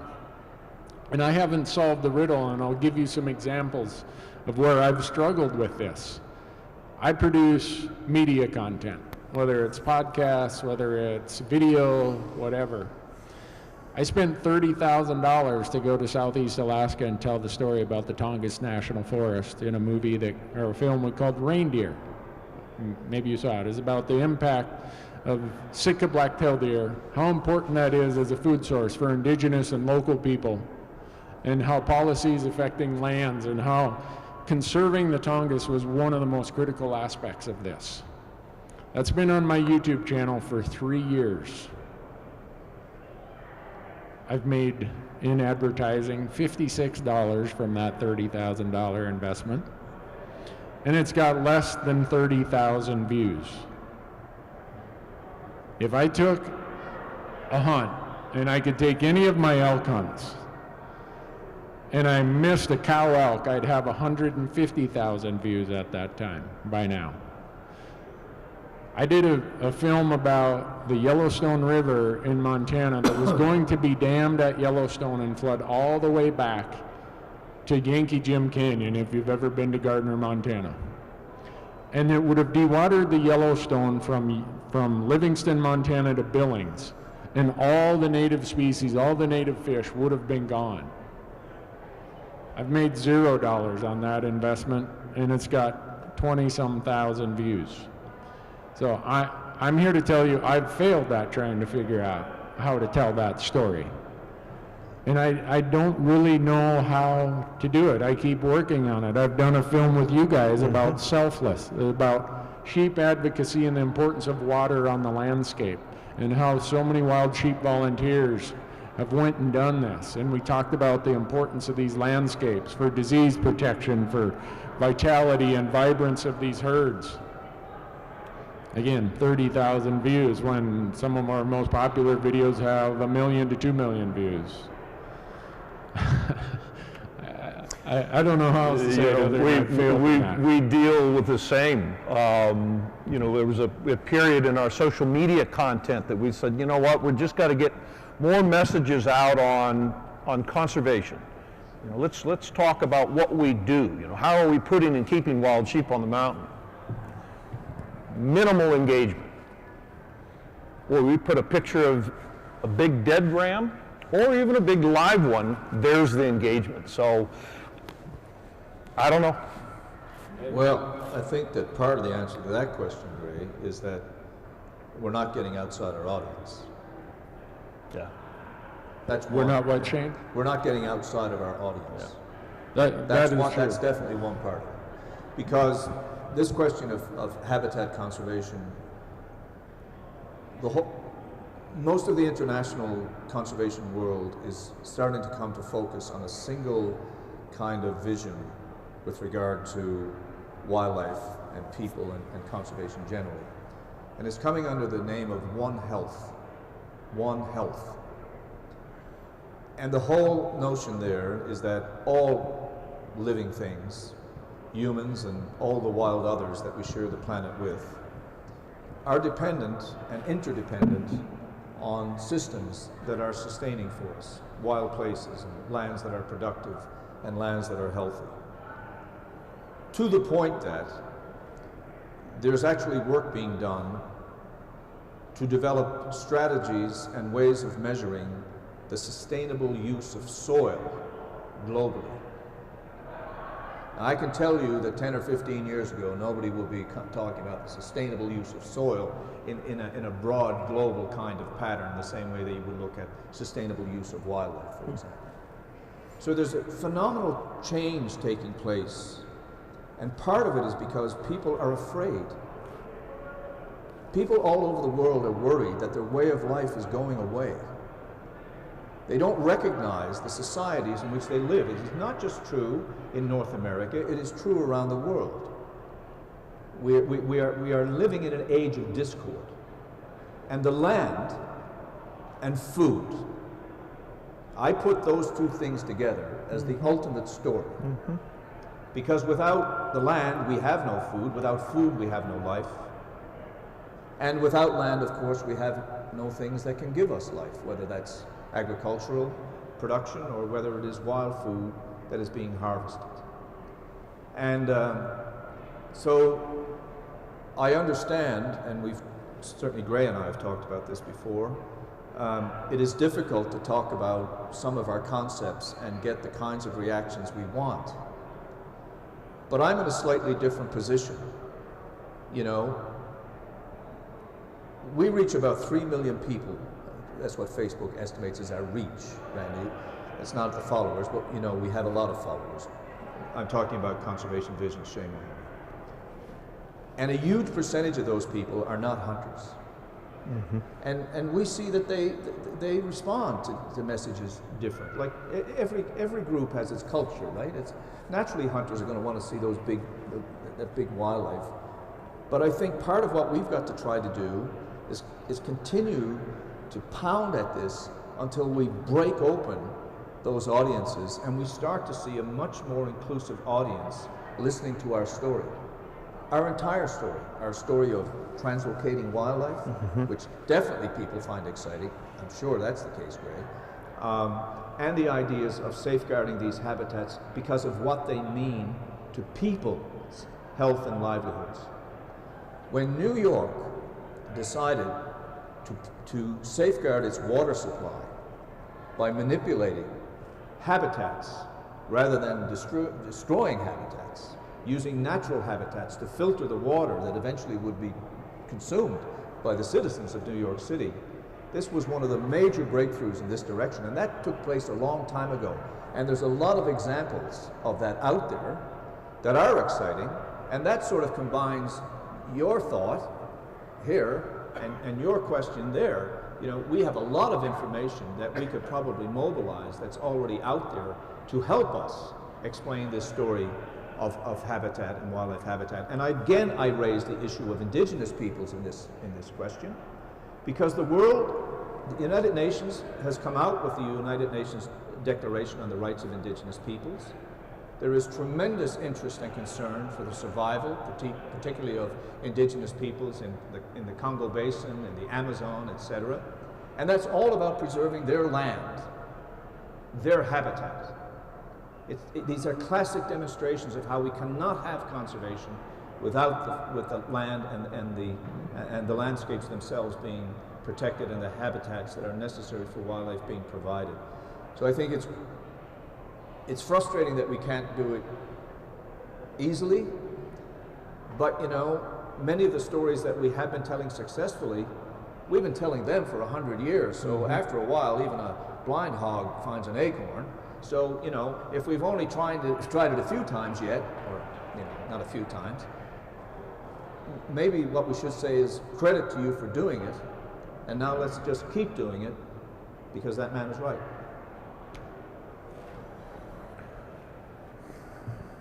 Thank you for that. Do we have any other questions before we make it a wrap for today? We got one back here. I've got a quick question, and I apologize if you guys have addressed it already. How do you address the emotional argument? Because winning an argument with facts doesn't always work. We all know that from dealing with our spouses and our significant others. The emotional argument against hunting, that you're only preserving the habitat to have more animals to shoot, you're only moving animals to have more animals to shoot. Why don't you buy your, I know this is directed towards meat, but why don't you buy your meat at the store? When we come to people in Colorado, where I'm from, with facts, it gets turned into, well, we should be treating the animals better because they're sentient beings and that kind of argument. How do you address that when you're just dealing with a conversation with people that are from the other side? I'll take a quick one that's actually kind of fun and maybe not necessarily a good suggestion, but you know, we all travel on planes, and we've all had the situation where you're reading a hunting magazine or something, and there's kind of the conversation, or maybe the person sitting next to you is looking at it. And so I took a tact for a while. I'm not saying that this is the best way, but to be more unapologetic. And the typical question is, would you hunt? And instead of doing the verbal diarrhea of, this is all the things and all the factors, you're spot on. The eyes gloss over and I go, well, of course, don't you? And as they start to, oh, you don't? Oh, wow. Well, you fish though? No, I don't. Oh, you've never felt the tug of, a fish on the line. Or you've never been out in the woods and watched the sunrise. Boy, that's too bad. Why? Why haven't you? And it's kind of an interesting game, if you will. And it's worked. Then they go, well, why do you? Well, I hunt because I blah, blah, blah, blah, blah, and you, And then if they really gloss over really bad, this is not my suggestion. I then just look at them and say, but then there's some mornings I wake up and I just want to stop a heartbeat. And you go back to reading your magazine. You're never going to get another answer on them. So, no, don't do that. But I did it once. It was kind of fun. I would add to some of that is you use the term, how do you respond to someone on these emotional arguments? You're not going to. Don't waste time on it. You are not going to have a logical or a fact-based or science-based argument who's someone who's expressing their personal emotions. Yeah. And we all have our own experiences in life that give us our view of what the world is today. So that person has had some of that. The folks who are operating on emotion are kind of similar to this allocation of 10-80-10.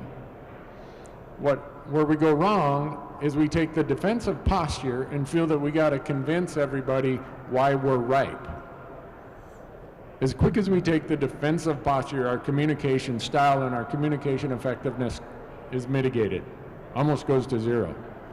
We need to give affirmative statements of why we hunt, why we do this, talk about the emotional part of it from our standpoint, and disregard the fact that they're going to try to counter that. It's not our job to convince them. It's our job to tell our story in an honest, authentic way.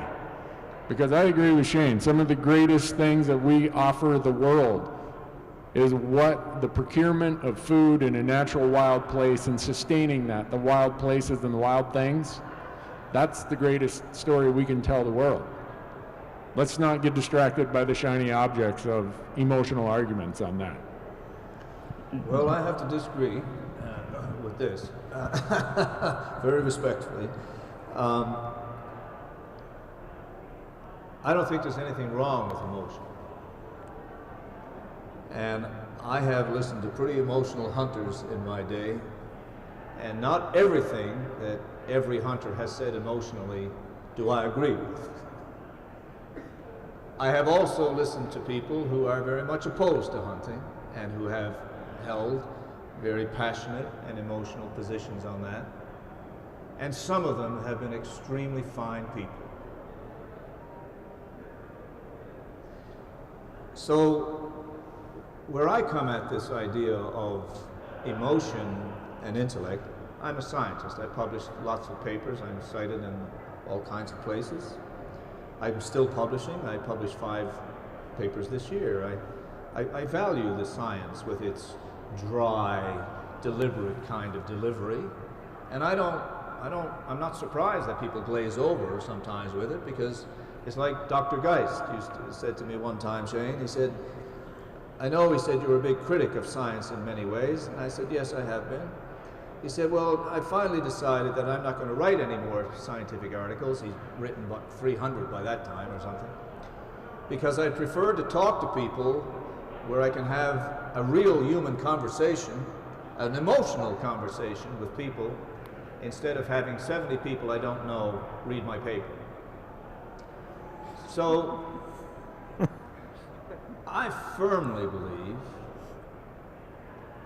that the passion that a human being holds needs to be expressed. And whether that is expressed about another person, someone they fall in love with, or towards their children, or in any other circumstance, or in any other walk of life, I think the passions that we hold and the emotions that are built up inside us, we ought to give them free rein. And we ought to be as emotional, if you will, as the people who emotionally argue against what we sort of stand for. I am not saying that we need to be emotional to the point of being rude or you know, almost racist in our ideology, but I think we should be passionate about the meaningful, beautiful things that we have come to understand through our experiences. And I find that most people, I have spoken to the board of very anti-hunting organizations. I have conversations with people in IFAW, not regularly, but at least every few months I'll have conversations with people there. I spoke to the board of Sierra Club when Paul Watson was on the board, you know, and he resigned shortly after because kind of an animal like me appeared at their board, was allowed to speak there. But at the same time, there were a lot of people in those circumstances who share enormous amounts of what we share. They love animals. They love wildlife. They love nature. They love being out there. What they can't get over is the idea that you willfully will kill one of these beautiful creatures. Man, oh man, that is not hard to understand. That is not hard to understand. It's a little harder to understand that sometimes they don't go beyond that and think that through, well, what that means. Well, if we don't harvest that way, we still eat animals another way, and all those kinds of contradictions, I agree. I did a little experiment in an audience like that one time, where I took 2 photographs. One photograph was a hunter dressed in all camo, with paint, reflecting paint, and so on and so forth. And the other was an image of a man in a Mackinaw jacket, a black and, you know, the red-black jacket. You all know what I'm referring to. The man with the camouflage had a turkey he had killed. And the man with the Mackinaw had a brace of ducks. And I asked people what their impressions of those 2 images were, of those 2 people were. And you know where the story is going. Their reaction was not about the fact that both of them were hunting. The fact that they focused on was that the individual in the Mackinaw was somebody they could identify with. And they understood, you know why? Because it probably reminded them of their grandfather, or they probably reminded them of time on the farm, which they left 20, 30, 40, 50, 60 years ago, whatever. You know, we all share basically the same emotions. And I think we just need to get a little better at sort of articulating ours and explaining them. I do agree with Gray and with Randy that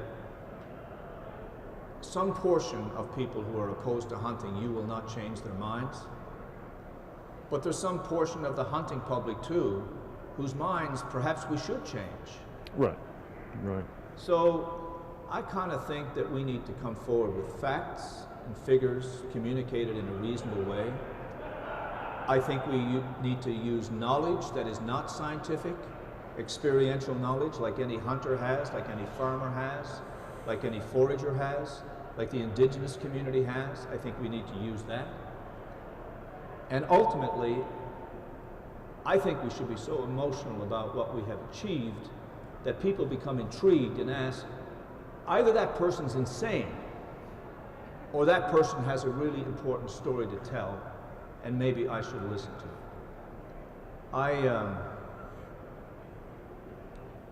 I think people all over the world care about nature. They're all trying to find some way to help. And where some differ is that some think you just should protect it all, and it cannot work. Some days I wish it could. We'd be done with it then. We just protect it all. It can't happen. And some understand that the sustainable use of nature is inevitable. Even if we didn't want to do it, we have to use nature to survive. And the choice then becomes only two, whether we do it sustainably or whether we don't. And as a most recent article I wrote in Sports Afield was on world fisheries. I explained that all world fisheries are hunts. They are the greatest hunts in the world. They pursue sentient creatures which try to avoid them. They capture them, they kill them, they butcher them in their billions every single day for people to consume. There is no difference between that and our hunting. But if we took world fisheries out of the equation tomorrow, 2 billion people on this planet would have insufficient food to survive. And 230 or 40 million people would lose their jobs, and their families would lose what that entails. So we can also find new ways to argue for hunting. Very few people ever think about fisheries as hunts. But when you put it in that way and speak about it emotionally, and then you ask the person who's opposed to hunting and say, so when you say close down hunting, do you mean all of it? And they say yes. Even for indigenous peoples, even for the tribes living in the Amazon, the Congo, even for the Kung Bushmen of the Kalahari, you want no hunting for them either? Then they start to falter. And then you ask them, well, what about world fisheries? You're going to close all them down because I'm damn sure that they're hunts. Fish feel pain.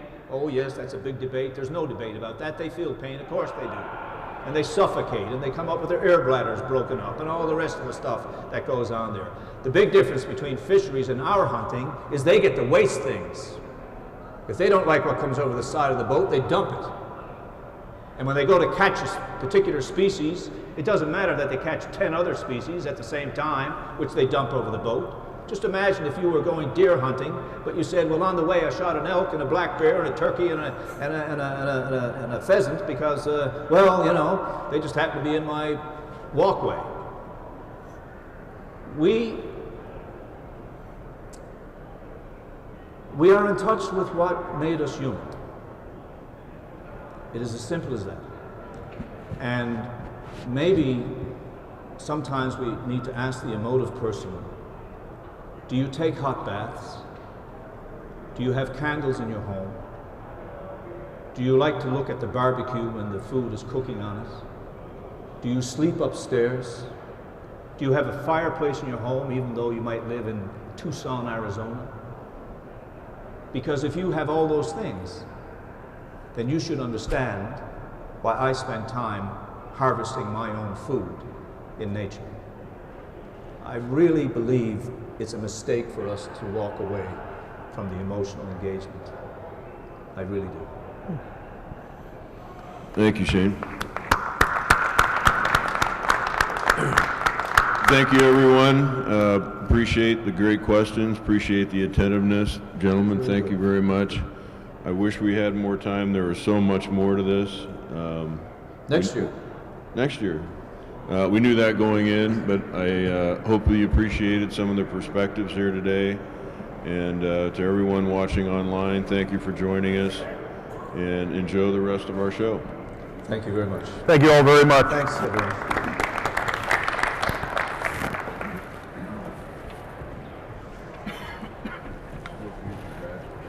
Pardon? Oh, yeah.